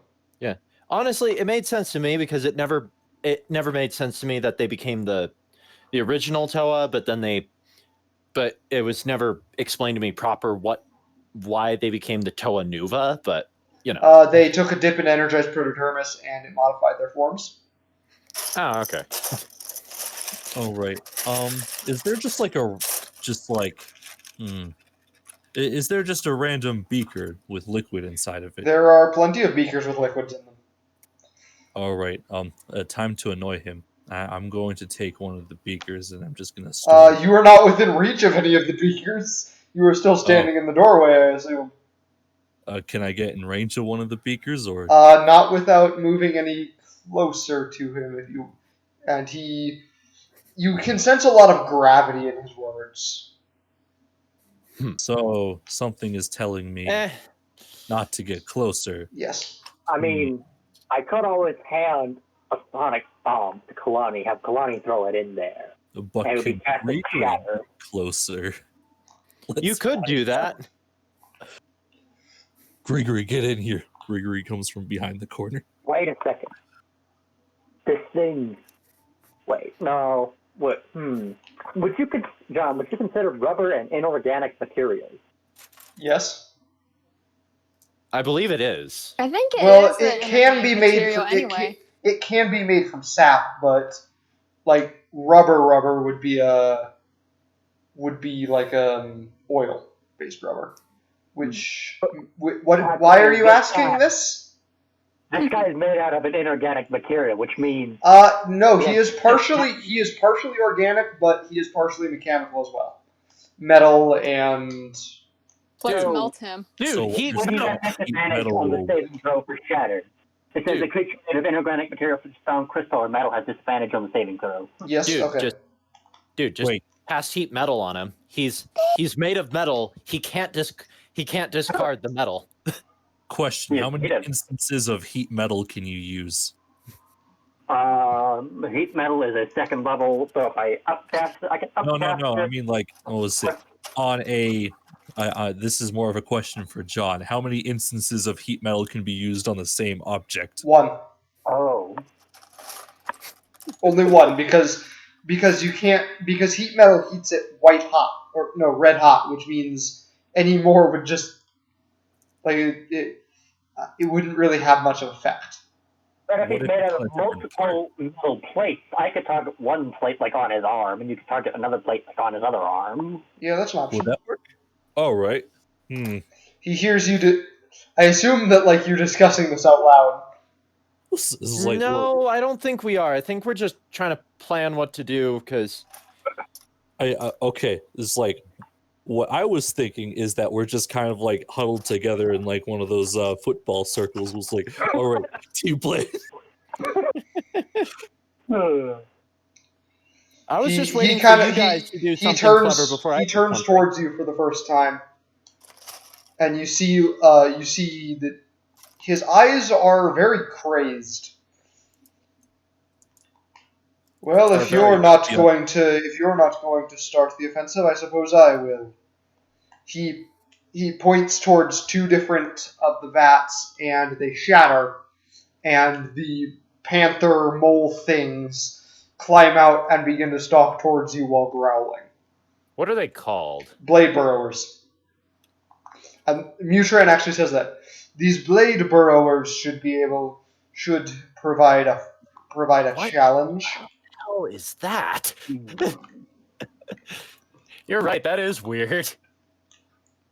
Wall of fire or heat metal? Roll initiative, everyone. Oh, right. Really? Dice, you failed me.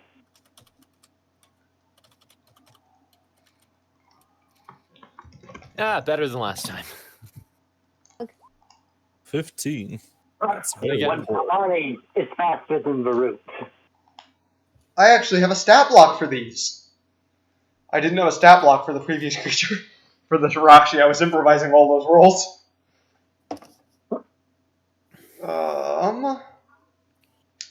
+3. What's the vertical clearance in this room? Probably about 20 feet. Okay. Dang, they rolled good. Alright, so yeah, the burrower's up first. Alright. They both charge forward. Well, actually, no, this one's going to hang back in front of Mutran. And first, this one's going to charge forward. It's going to attack Varut. Oh, lovely. Let's see here.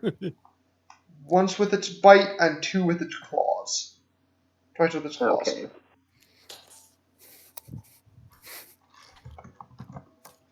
Alright, that is a 21, a 23, and a 31 to hit. I don't say I'll hit. 21 is my AC. None of them are crits, right? No.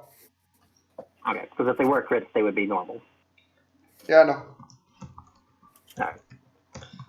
You take a total of... Just a second, let me get my calculator out here. You take a total of 44 damage. And it's partially slashing, partially piercing. Not that it matters. Yeah, that doesn't make any difference. And the other one is going to let loose a roar, and everyone needs to make a Constitution saving throw. We're gonna say it's been longer than a minute, right? Yeah. Since last combat. Okay, so so we gotta cast haste again. Kalani's fine. Varud is not fine. Oh my gosh. Juno is definitely not fine. What did you say fine about me? You are not fine. At 20. Not Okay, 20. I'm gonna use what 5 make a difference. 5 would make a difference, yes. Okay, I'm using Flash of Genius on myself. Okay. All right. And Griswold, you get a critical card. This one is a success. So. Yeah. First critical card I've gotten in like 5 sessions. Varut and Kalani, you both take 13 thunder damage. Griswold, not Griswold, Juno. Juno. You take 54 thunder damage. And Damn, okay. you drop everything you're holding. And you're stunned for 1 minute. Wow, okay. Okay, that's fine. Vardy's healer, I gotta find if I could fix So wait, I took damage too? Yes, you took 13. Probably took half damage. 13? Yes. We probably took half damage. Juno took double damage. Because she rolled an Right. Yeah, Carl needs to make a save too. Right, yeah. We all forgot Carl. We always forget about Carl. He's there for the scenery. Carl is also not fine. Carl takes 27 thunder damage, drops everything he's holding. I assume he's not holding anything, and is stunned for 1 minute. A stunned creature can speak only falteringly, can't move, can't take actions or reactions. You basically just can't do anything. You can repeat the saving throw at the end of each of your turns, ending the effect on yourself on a success, as per usual. Anyways, Griswold, your turn. All right. Excuse me for a minute while I measure. All right. 20 feet. Okay. Actually, we're going to have to do it more over here. All right. So 20 feet. And that's going to hit everything. Okay. All right. What are you doing? I'm casting Synaptic Static. Okay, what does that do again? That's like a intelligence save, right? I'm hoping these things have an intelligence of greater than, of 2 or greater. They do, however, they are immune to psychic damage. Okay, does that include... Mutran is not immune to psychic damage. Alright then, so what about the frog? Is the frog anything, or is it just there? The frog? Did I forget the frog? Right there. There's a frog right here. What? Where the frick is a frog? Do you not see the frog? We all see the frog. Right here. Right Can someone send me a screenshot, please? Can someone send me a screenshot, please? Okay, so... Shoot. I mean, if there is, can we adopt it? I mean, okay, this thing probably doesn't have an intelligence greater than 2, so... Can someone send me a screenshot, please? Yeah, let me try to figure out how to do a screenshot. Okay, so I got the snipping tool. We're going to call it the frog. It's going to go... this is going to go on the desktop. All right. Discord. We got a... Not the right chat. General chat. Desktop, frog. There we go. The frog is right there. I do not know why that's there. Just ignore it because it's not showing up on my end. Okay.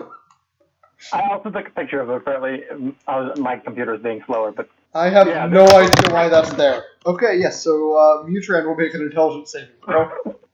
All right. That should be the frog. What's the DC on that?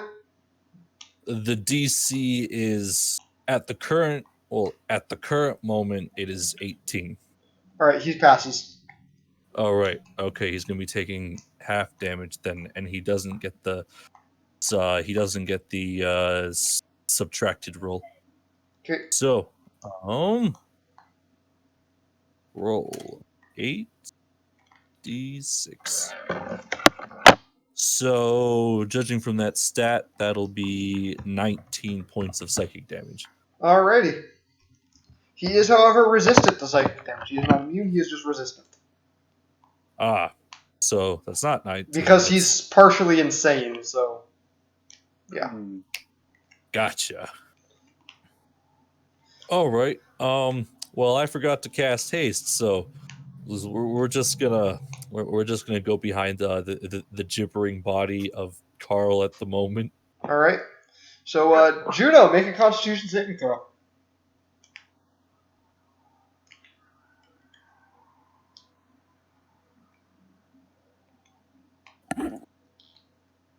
You are still stunned. Carl, make a Constitution saving throw. I'm rolling crap tonight. Carl is still stunned. Kalani. I hate everything. What? It's your turn. Oh. Mm-hmm. All right. Shimmy on over here. If you're wondering, these things use a stat block for a Steel Predator, because it's a cool stat block, and it fits them. Yep. Alright, what you doing? Well, I'm gonna grab this thing. Okay. Whew. It's just a straight strength check for it because there's no proficiency. Yeah, you grapple it. All right, I'm gonna grab this thing, and I didn't like that look Mutran was giving us earlier. That I didn't like that look, so I'm gonna smack that dumb look off his stupid face with his own beast. Okay, so make an attack roll. Yeah.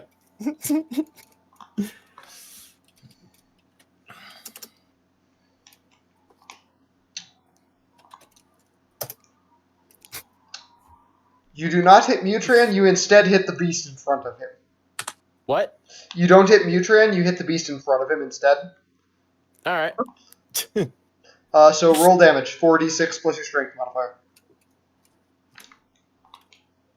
Because the beast is currently protecting Mutran, giving him 3/4 cover, so.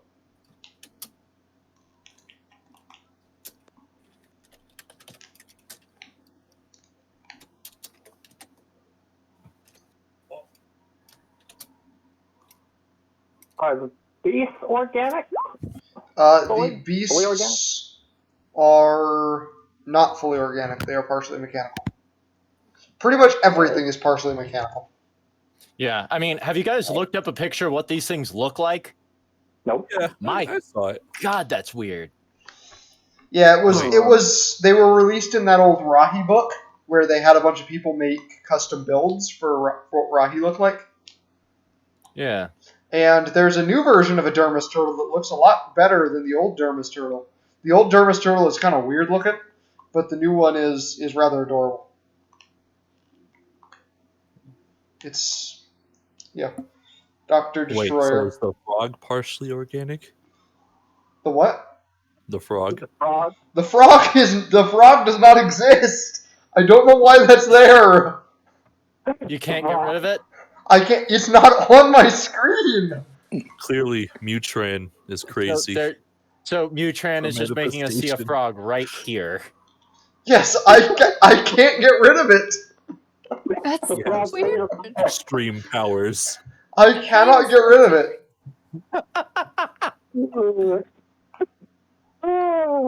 That's funny.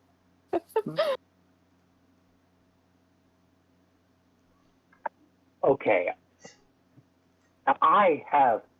Yeah, it is. decision. Kalani, you still have one of your. You still have your other attack. Yeah. Oh yeah, I I'm do. I'm waiting for Kalani to do the other attack, but scatter or wall of fire. Hang on, I seem to have. There we go. Ooh, that would be perfect. Sorry, I screwed up how Roll20 was working. That color would be perfect for antidermis. Anyways, so yeah, I still got another attack. You said. Yes, you still have another attack and your movement. Wow. Walk over to the thing, and I'm just gonna bash it with my axe in the face. All right. You know, whack it while it's down.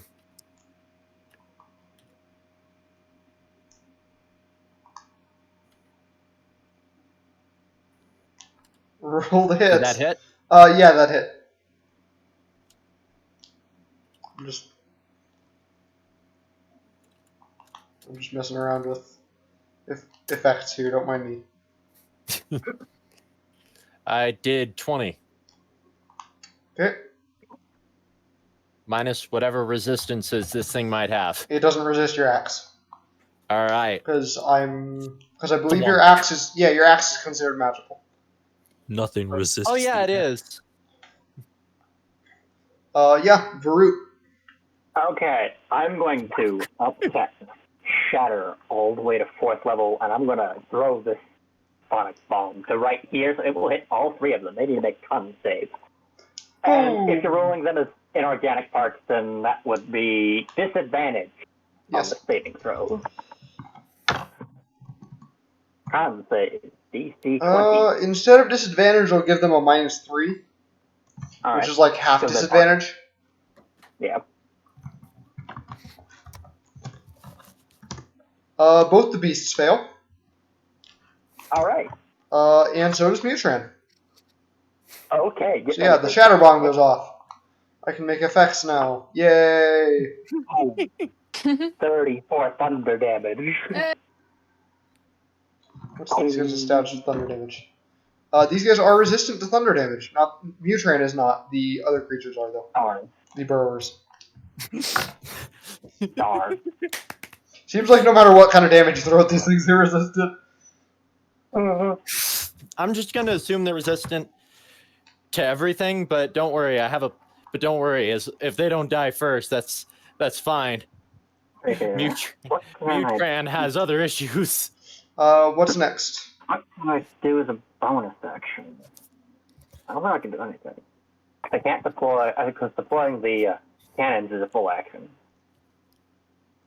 I will not do anything for the bonus action for now. Okay. It is now the burrower's turns. So the burrower in the back isn't going to do anything. I am going to roll to see if it gets its roar back. It does. The one in the front is going to attack Kalani 3 times. That is a critical hit and a 29. All right, so they both hit. All right, so the crit deals 32 damage, so you take a total of 48 slashing damage as it claws you. 48, you said, right? Yep, 48. All right. And yeah, that's all they're doing, so Griswold. All right. Due to the unfortunate event that these things are resistant to psychic damage. They're immune to psychic damage. They are immune to psychic damage, except for Mutran, the back, who's just resistant. Yep. Okay.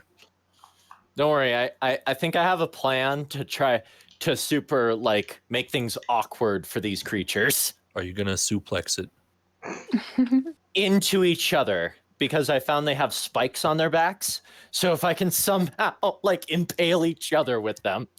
Is this gonna be your new weapon? Is just a giant wrecking ball made out of one of these things? If I manage to combine them into one creature, I'm gonna beat Mutran to death with them. Dear goodness! I mean, honestly, good luck. He's gonna be like, honestly, you're gonna have trouble. He is a Makuta. Yeah, I know. Oh my gosh. That doesn't change the fact that he's just gonna be sitting there going like, no one ever does this.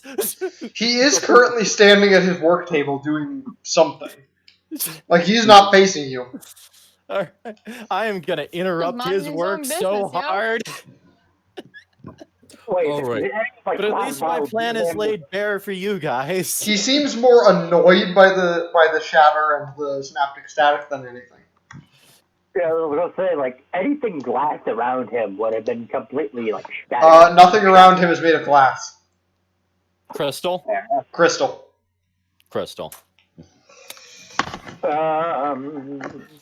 Okay, all right. He sounded like the kind of guy who'd wanna make that whistling sound with his beakers.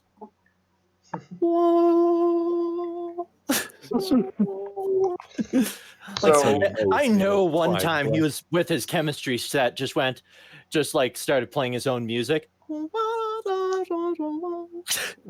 right, yeah, Griswold, what are you doing?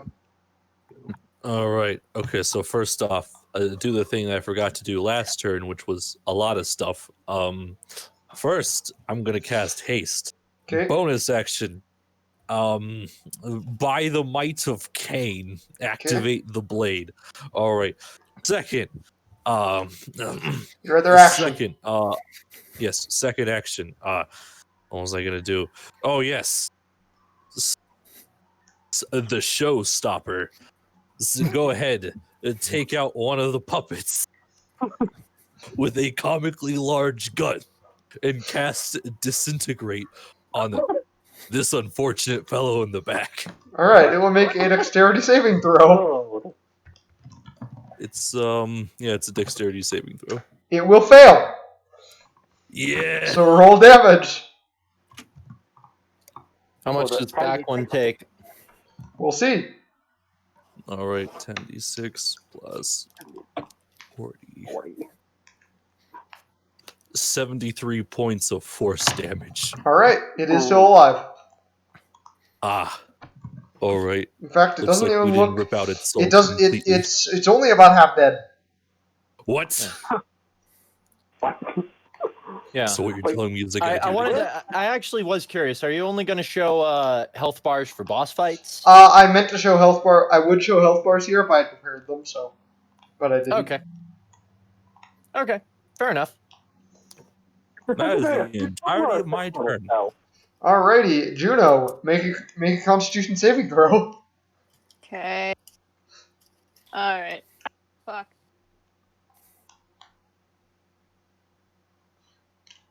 Good thing Kalani threw away. You are still stunned. Carl, make a Constitution saving throw. Please, Carl, let her do something. Carl is still stunned. Oh my gosh! Crying out. I'm sorry, Maddie. Well, the only thing I can do is shoot anyway, so.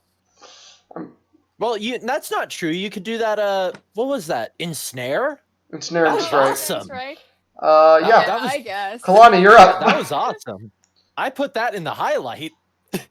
Kalani, you're up. Mm-hmm. Okay, so I'm gonna grapple the blade burrower. Okay.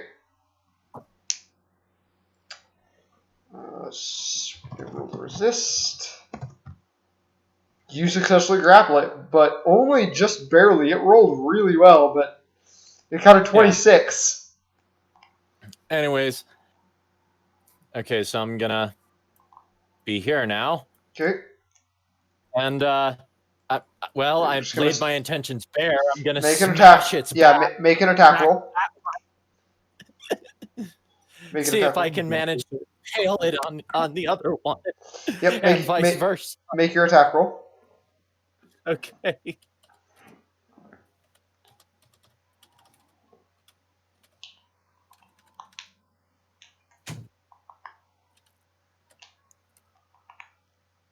Oh yeah, that was the math. Ouch. Yes. So roll 4d6 plus your strength modifier for just the bludgeoning damage from smashing them together, and then I'll roll the piercing damage. The piercing damage, yeah. Okay. So that was 4d6 plus strength. Yep. Not great, but hey, I made it awkward for them. Yeah. Varut, you're up. Oh wait, no, Kalani still has another attack. Yes, I do. Yes, I do. And you are still grappling the one on top. Yeah. Yeah. If I were to pick it up, would it still be one? Would it be one thing? You could pick both of them up by one, yeah. All right, cool. I do that. Okay. Do. On his head. I'm going to have Mutran make a dexterity saving throw to avoid this instead of you making an attack roll. All right, just. Yes, he will sidestep right as you swing. The creatures will still take damage, so 4d6 plus strength modifier. She's gonna go over okay. He's just like. Yeah, but I definitely interrupted what he's doing, so he's gonna be pissed. Yeah.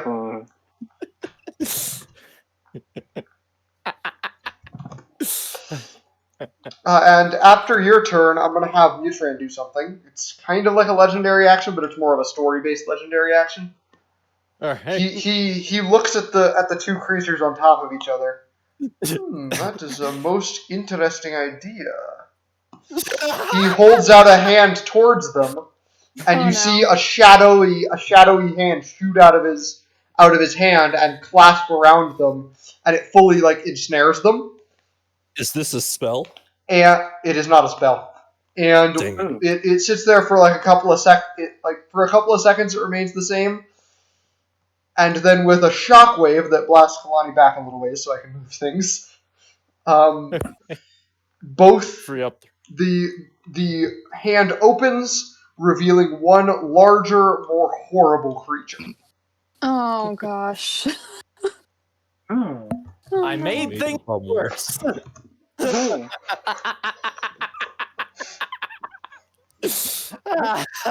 Great going, Kalani. Varut, it is your turn now. Okay, I'm gonna cast haste on my heal. And then action 2, I'm going to deploy the rocket turret and E-web. Okay. Boom, boom.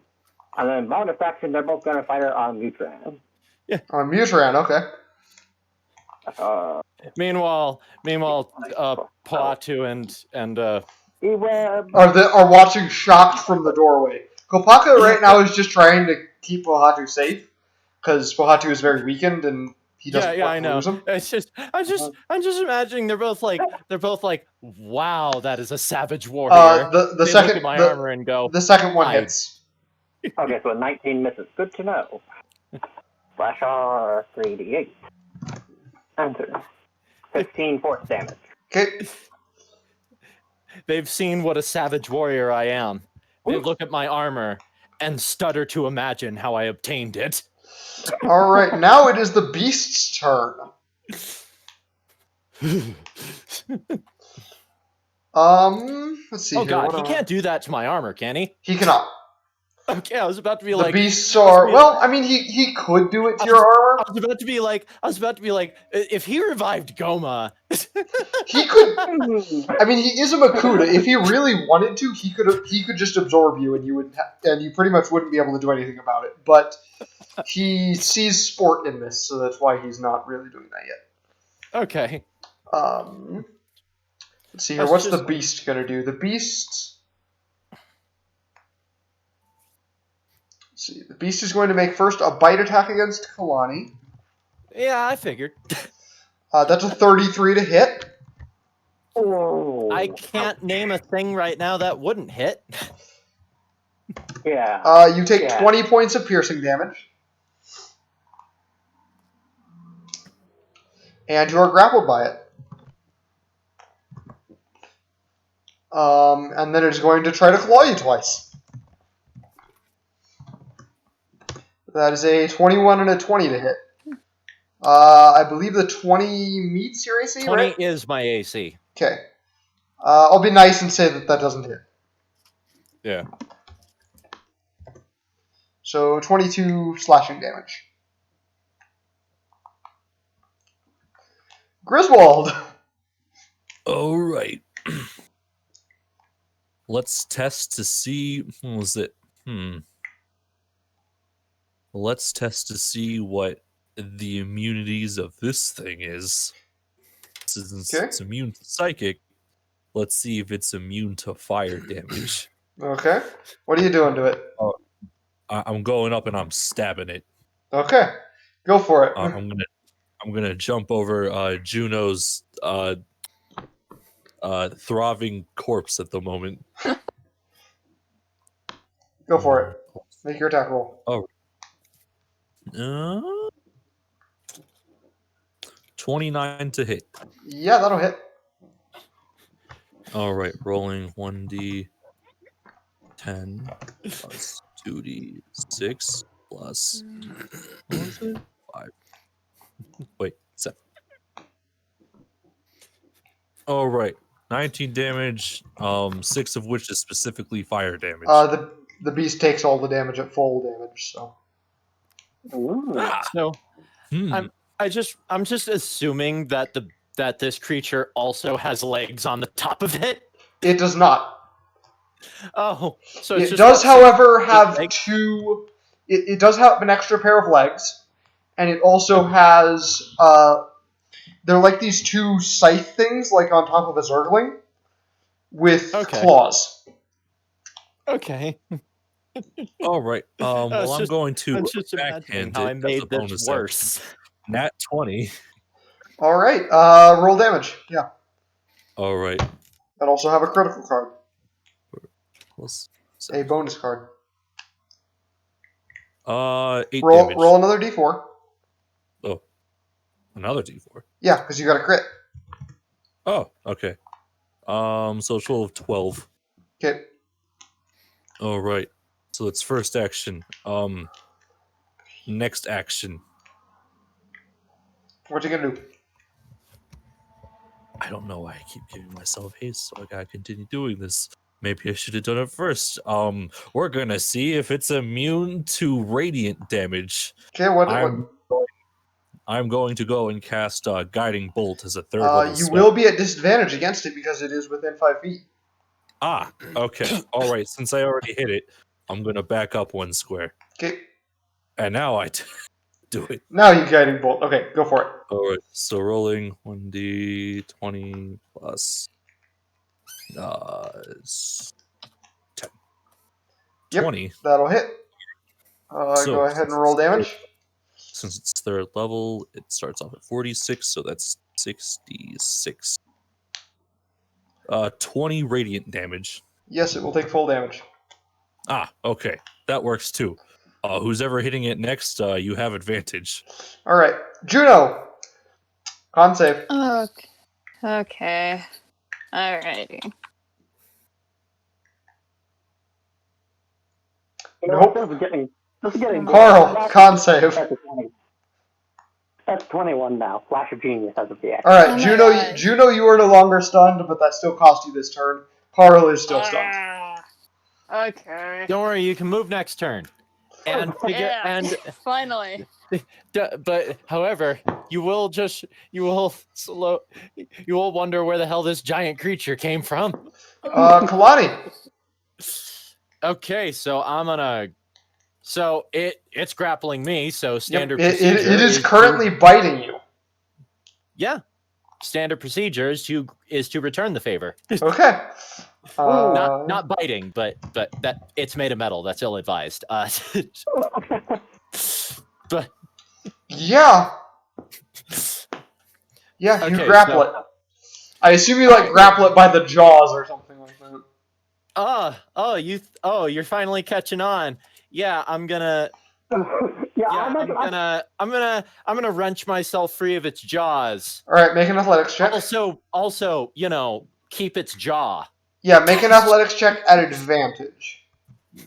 Now that you're holding it throat wide open. Okay. Oh God. Yes, you successfully wrench yourself free of its jaws, and you're still holding on. Jaw. Yeah, and still holding on to its jaws, obviously. Like I said, I don't think I'm not sure if I'm still grappling it, but I definitely wrench myself free of its bite, and I still have its jaw. Standing in between its jaws, holding it open. Yeah. And then I picture just tearing its jaw right off to escape its bite. I'm gonna wait. You did not tear its jaw off. You did keep a hold of it. You did not tear it off. Oh, well, okay then. This thing is really tough. All right. Well, in that case, how far back can I shove it? 10 feet. Right into him. Make an athletics check. This will mean you have to. Well, actually, no. You don't have to remove your grapple. You can walk with it. Yep. Oh, I rolled ways by. Yeah, it got a nat 1. You shove it. Mutran will make a dex save to avoid. He will get a nat 20. Oh, come on. Hey. I got it. You do shove it back into the wall, though. Okay, that is both of your attacks and your bonus section. So, yep. So I'll be right back. Okay, quick question: is Kalani holding its jaw open? Yeah. Okay, so theoretically, I could throw a thermal detonator down its throat. Yes. Okay, action 1. We're doing this. Okay, make an attack roll to do that. Okay. Does he have advantage or no? Nope. Even with Guiding Bolt? Yeah, with Guiding Bolt he will have advantage, actually, because Kalani hasn't made an attack. 18. 18... Yeah, that'll do it. Okay. DC 20 dex save. Okay, we're just gonna stop right here. Explain to me how it would avoid a thermal detonator going off inside of its gullet. I don't know, but a vampire was sitting on a hand grenade when I detonated it, and he somehow survived. So surviving is a different story from avoiding. This is true. Okay, so we are just going to roll the damage. I will give you automatic critical hits of 16d6. 16d6 plus 2d8. How glorious. 16d6 plus 2d8. No, that's not d6, d8. Oh, ooh, 70 damage. Yep. It does survive. Alright. It is not looking good, but it does survive. Mutran once again looks at the explosion, kind of puff it up and stuff, and he thinks for a moment,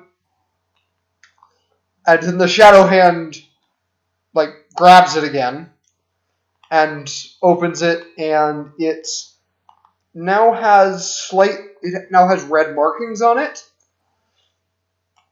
and its belly is glowing red hot. Oh no. It's in angry mode. And it is healed, and it is also healed slightly. Oh, Yeah. Well, I'm gonna wait for Joey to get back before we continue.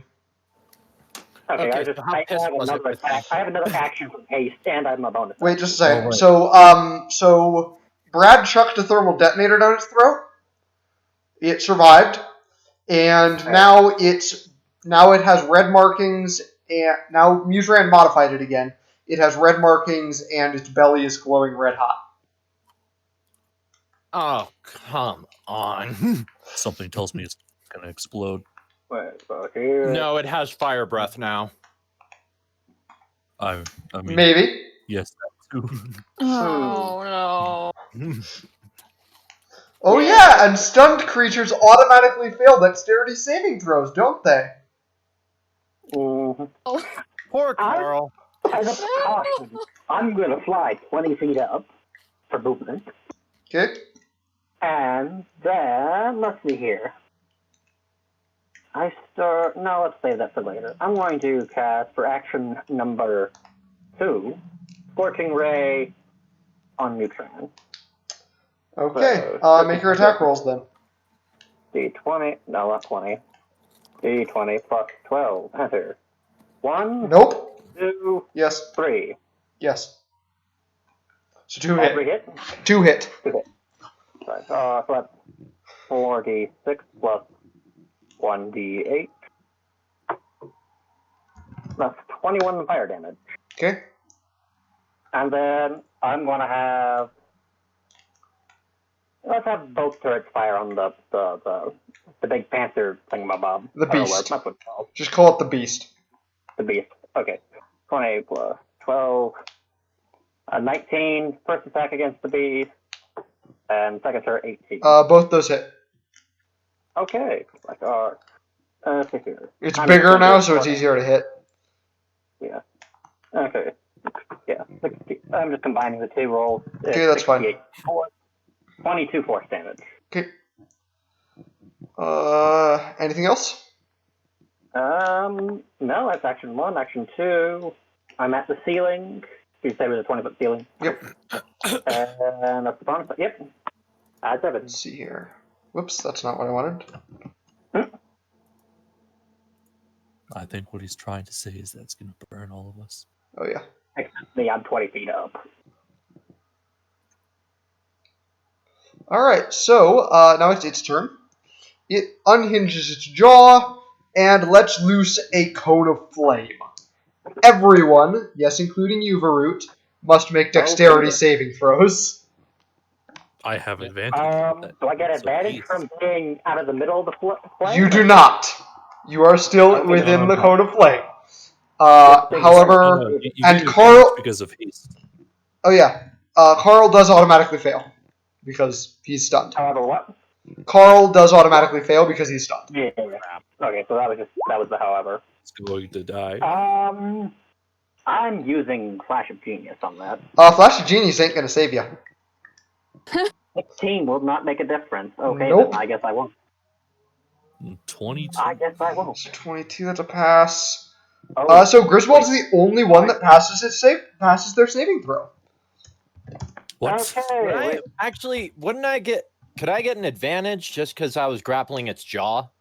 If anything, Well, you would have be, disadvantage. What? If anything, you would have disadvantage, but I'm gonna be nice and say you don't. Wait a second. I forgot. Anyway, I failed. I forgot I have. What an 18 make a difference? No. Okay, no. Okay then. Oh, and I need to make a con save for hey, 20. Yeah, so do you, Griswold. That's gonna be a lot of a con save. Yeah, no, that fails.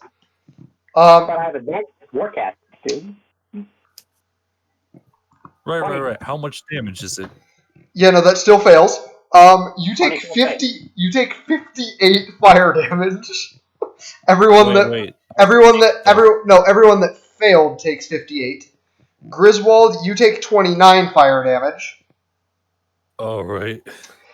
And Carl takes 107. Okay, yeah, Carl's. Yeah. Wait, you said 58. 5-8, right? 58? 5-8, yes. 58. 5-8. All right, 1d20. Oh boy, guys, I'm at 16 out of 130. Wait, how much? Guys, you want to know how bad this is going? I haven't seen double digits in so long. I didn't realize this fight was getting to that point. Yeah, no. The moment the creatures merged into one, I went, "Oh, I made this worse." Yes, you do succeed, Griswold. You remain hasted. However, Varut does not. Varut, you don't get to take actions this next turn. Or bonus actions. We might have to groundhogs this. Also, your E-webs do get hit by the fire. So let me look at the things. Okay, see here. That means they need to make saving throws. What was this? What save was this? Dex. Dex, D20. Well, not plus anything there. I'll step to 0. So that's 17. Fail. 3. They both take 58 fire damage. Do they have that much? Okay. Number of hit points equals to 5 times your artificer level. Does anyone know what 5 times 16 is? 5 times 16. 80. So they have. Wait, no, you said 58, so 80 minus 8. They're both at 22. Okay, yeah, that's its turn, so... Griswold. Is Varut on the ground now? Varut did not fall to the ground. He just does not look good. Yeah. Can I touch him? I'm 20 feet in the air. Yeah, but... That sounds like an acrobatics roll. That sounds like an acrobatics roll, yes. All right. Okay. Just make sure you touch him appropriately, Griswold. Don't worry. He's gonna like. This is gonna be the good touch, not the bad kind of touch. All right. So bonus action. Gonna turn on the flip belt so I can jump even higher. So I'm gonna give myself a running start. I'm gonna back up and But yeah, I'm going to run up, and with my first spell, I am going to cast Heal, as I just high five Varut in the air. All right. With the flip belt, you don't need to make the saving throws. You don't need to make the acrobatics check. So, how much does heal regenerate? Heal regenerates. I think it's a flat 70. Okay. Hold up. Heal. Yeah, it's a flat 70 hit points. All right. You regain 70 hit points. All right. Next thing. All right. Okay. Next. Yeah, I have enough distance. I'm just gonna run back over here. It's clearly this thing needs to be taught a lesson. Okay. We're gonna go with the comically large sized gun again. Oh, and I should mention that that after it breathed fire, its belly is no longer glowing. Okay, good. Yep. That doesn't mean it won't be able to breathe fire again, That just means it can't do it right now. That just means it's going to take slightly longer. But yeah, I'm going to cast Disintegrate on it. Okay. That's a dex save, which it's not as good at anymore. It fails miserably. Oh, right. And it has to be upcasted because now it's a 7th level spell instead of a 6th level spell. Okay, so that means... Yeah, Disintegrate. That is disgusting. That's an extra 3d6. Alright, so it's 13d6. Yeah, it does. You could literally... It has 53 hit points left. You could roll minimum damage and kill it. Oh, okay. So, yeah, you... That's what I call the showstopper. You fire it at it. Nice. However, it doesn't, it disintegrates, part of its armor, and it doesn't seem to disintegrate the whole thing, and the beast begins to pulsate. It's kind of like a cat getting ready to throw up. Okay. All right. Rest of my movement moved to the opposite side of the room. And Mutran looks at the beast in horror. Oh no. Juno! Alright. Yeah. What are you doing?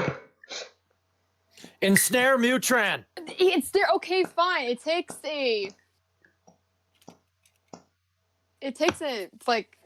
round to do it, but okay. So I'll cast Ensnaring. That would have been good. Never mind. I'll cast Ensnaring Strike at 4th level. Okay. And I'm gonna shoot at it. Okay, go for it. Go for your attack roll on Mutran. No. Second attack.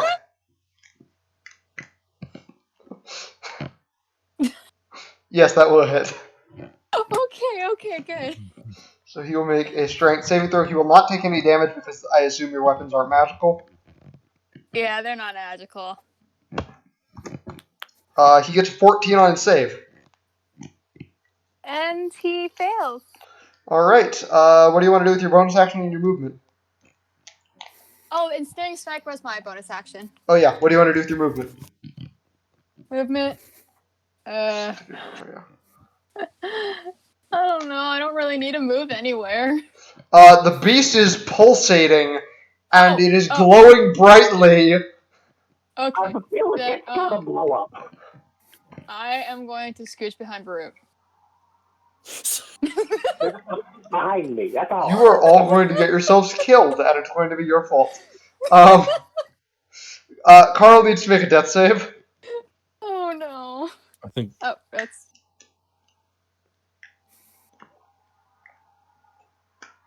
Let's see here. How can I do this? Oh Kalani! Carl, you suck. You should run towards us, and then I have a plan. Although actually, I don't know if it'll work because you're very heavy with all that armor. Kalani, what are you doing? All right. So it seems like it's ready to. It seems like she's gonna blow, and we got Mutran snared right there. So yeah. So, which is good. That means he's stuck. And you notice a brightly glowing crystal on Mutran's work table. Grab it. Grab it now. I have a flying speed of 250. So I'm pretty sure I could swoop in and grab it and fuck it out. Yeah. Wait, are we comparing speeds? I could, if I used my entire if I used my entire movement to retreat, I could get out of here. Yes, but. Or wait a minute, the doors. What were the doors made of? The doors were made of the doors were made of some sort of material that you're not familiar with. But it's protodermis is what they're made of. Yeah, but how thick were they? A couple inches. They were pretty thick doors. Yeah. I'm trying to think if I could potentially use them to weather the storm, because I don't think everyone's gonna make it out. Out of character? No. All right. All right. I was about to be like, Juggernaut shield. Out of character, you best get running. You best get that crystal and get the heck out of Dodge. Just dragging Carl's corpse out of there too. I just got a better idea. All right. Would I be able to, John? Would I be able to just run out there and just swipe Carl while running? Sure. All right, cool. I'm gonna do that. Just kind of a yeah, sure. Kind of a whip, and now Carl's mine. Out. All right, you run out the door. Varut, what are you doing? Okay, I'm going to recast haste on myself. Only instead. No, you don't. You don't have an action this turn. Oh yeah, that's true.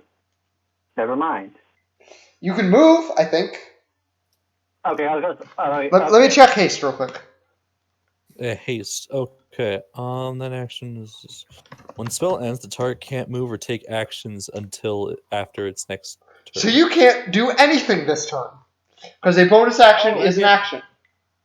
Oh no, Varut was flying, wasn't he? Yes, he was, but he doesn't need to. He doesn't need to move to stay aloft. Yeah, so I was like a haste to double the movement speed and then just fly around. No, you can't do anything this turn. Hard.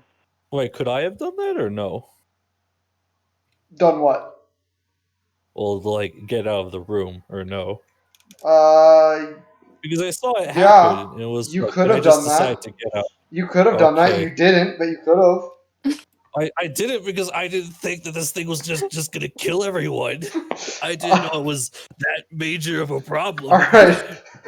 Don't worry, guys. It is now kind of Mutran's turn. Kind of Mutran's turn, kind of the Beast's turn as well. Mutran's going to try and break his bindings. He's not going to succeed. The burrower, the burrower abomination is going to pulsate some more. Griswold. Okay, it's not blowing up right now. We're okay. Oh, my turn. Okay, all right. Get out of there! Varut, how attached to you are? There's a crystal on the desk. Your E-webs? There's a crystal on the desk. Where's the desk? This turn. Immediately behind the creature. All right. This turn, if I haste, I can, and then sprint, I can have a flying speed of 500. I don't think you understand how fast I am. No, Griswold could easily whip over to grab the crystal and whip out. Griswold could very easily do that. We've seen him do this multiple times. That arena battle was a joke because of this. So I'm going to go up on top of this thing's back. Actually, if there was some other way... Wait, hold up. Yeah. I would recommend just running around it so you don't deal with difficult terrain. All right. I'm going to... Wait, no. Difficult terrain doesn't affect me. Of course it doesn't. I have the belt on. So I'm going to go grab the crystal. How big is it again? It fits in your palm. Wait, Griswold, what's your speed? I'm just curious. All right. And as you pick it up, you can feel the power inside of it. My base walking speed is 65, but because the belt is currently activated, and Kalani, real quick, just 75. Wait, just a second. Just a second. Kalani, just outside the door. I assume you're running for the exit of the building. Outside the door, up on the bluff where Pohatu and Kapaka are waiting for you, there is you see a portal spring into existence. You don't know that, Griswold grabbed the crystal, but you do see the portal. Yeah, I see the portal. Anyways, Griswold, continue. All right. Okay, so I'm just gonna double back. Is Varut grabbable or no? Varut is probably too heavy for you to like drag along. Got a point there. Yeah. I mean, there's me plus all my bet star plus my gear on me, so.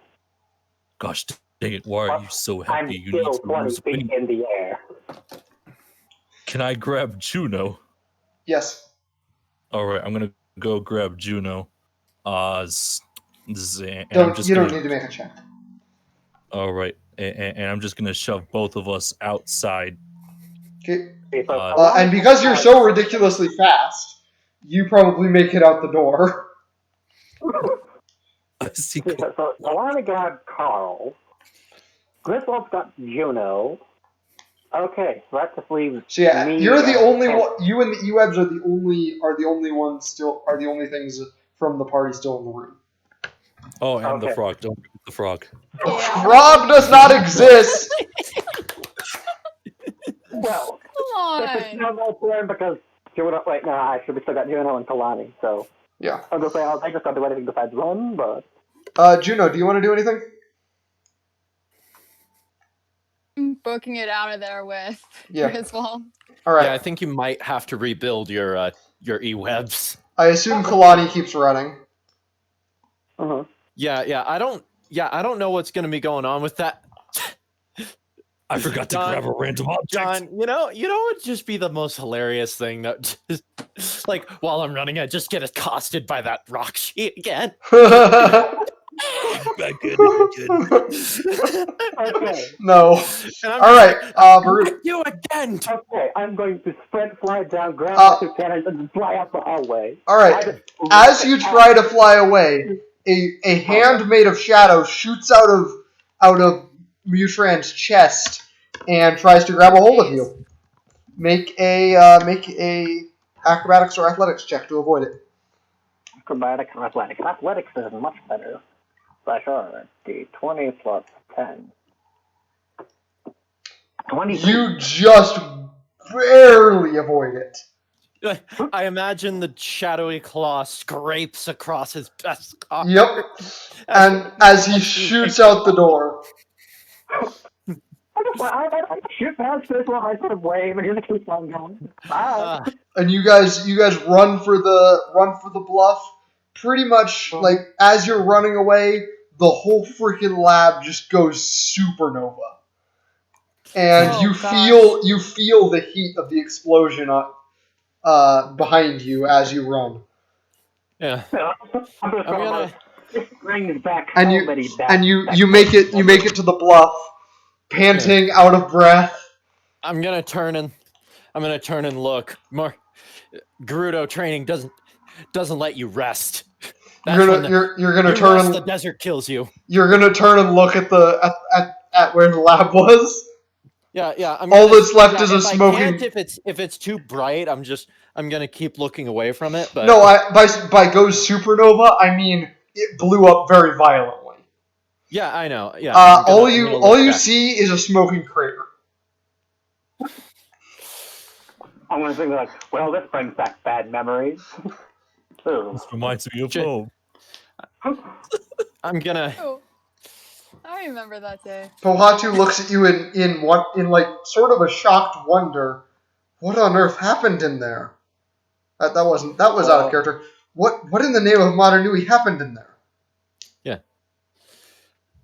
I guess you could call that the Mutran merged the creatures we were fighting, kept modifying them. Griswold hit it hard. It blew up. Juno managed to ensnare Mutran. Let's make sure he stayed there. Kopaka looks out towards the crater. That's right. He's got a and telescope his mask, his telescopic eye kind of swivels a little bit, and no sign of a Makuta or any antidermis. Mutran is if Mutran survived, he hid his tracks well. Not sure how you could hide your tracks that fast.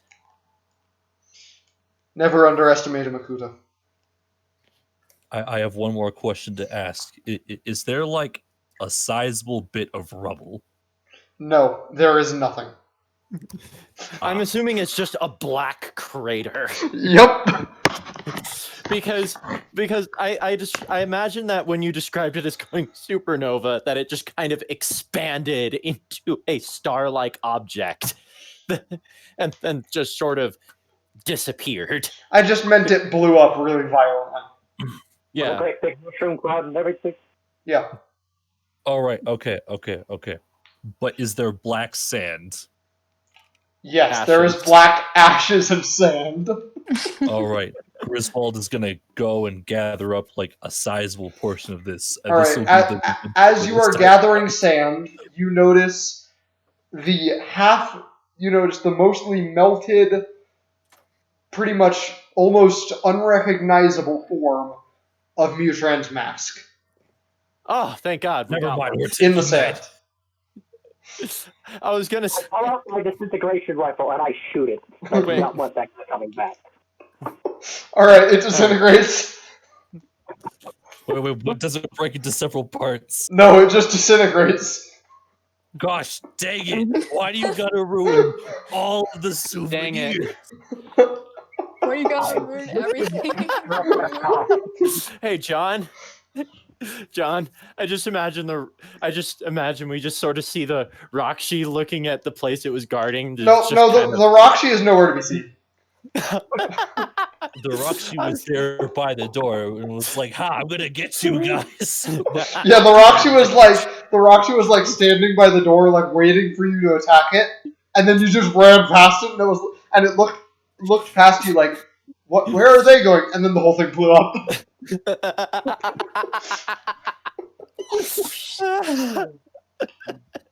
Oh, fun time. Okay. Yeah. Oh man, that's a bit of a shame. We came all this way. We got all this talk about trying to take at least one mask from this place. Nope. What's this portal here? It doesn't look like one of Brutaka's. Like, oh, I believe it's ours. Story. I believe it's meant for us. Is that what? Although I don't remember us grabbing what we came for. No, Griswold grabbed some sort of crystal. Really? Yeah, it's like I reveal it. I remember Mutran saying something about a project to somehow crystallize energized protodermis. Is that? I see he must have somehow succeeded. If I could identify it, I could tell you if it was, but unfortunately, I'm not good at that stuff. You get the feeling that you did get the right thing. Yeah. Not just because they seem to think that's what it is, but also the portal here confirms it. Yeah, I guess. Well, I suppose this is where we must part ways. I suppose so. I hang Kalani back to the pole. Yeah, We I all take do. the portable hole back, and then I extend my hand to the Toa. Like to shake. Yeah, safe travels. They don't really understand what you're doing, and they do I assume there exists a Toa salute, and they do it. All right. I then respond with a somewhat similar salute, not theirs, a Garuda one. Okay. I just do a very and fast, then I just load off my helmet and then walk towards safe the portal. travels and good luck with your battles. Thank you. Well, ladies, shall we get off to the next crisis? All right, everyone, move out. All right, level up to 17. Hey, and That sounds like 9th level spells. as you step through the portal, you find yourself in a city.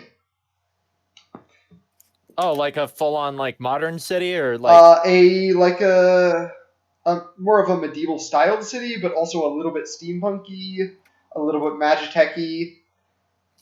It's so hard like to that other explain. Okay. So it's not. But you can definitely tell. Eberron. You can definitely tell just from this that it is a very, very large city, and you suspect it might even be an Immunitopolis. And that's where we'll end this session.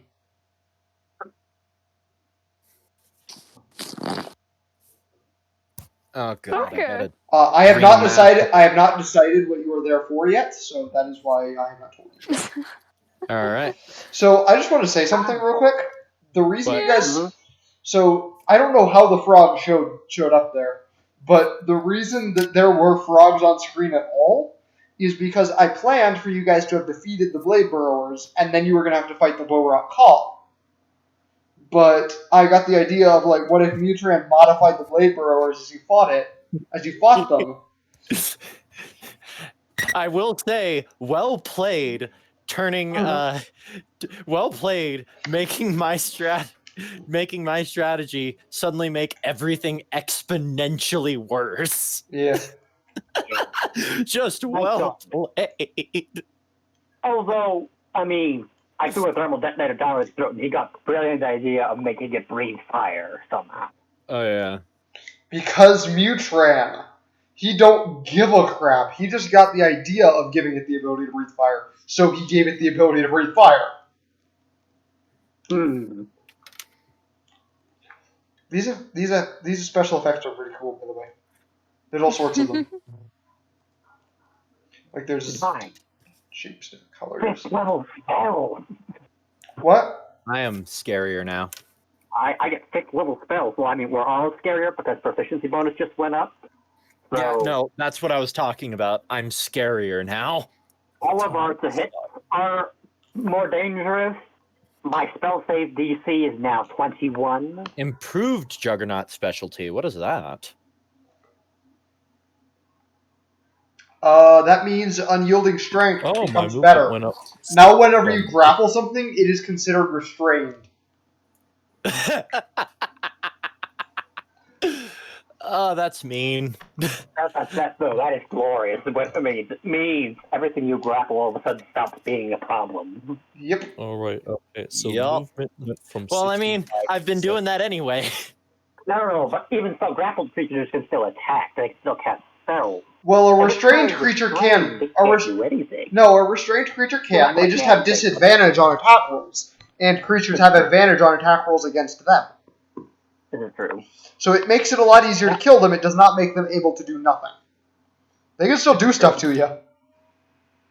Yeah, I was crossing it with a hold person. But yeah, that's paralyzed. Yeah. Unfortunately, neither hold person nor hold monster on the artificial list. Really? I could have sworn they were. I got a hold monster. I mean, I don't ever plan on using it, but I got one. Okay, so specialist spell.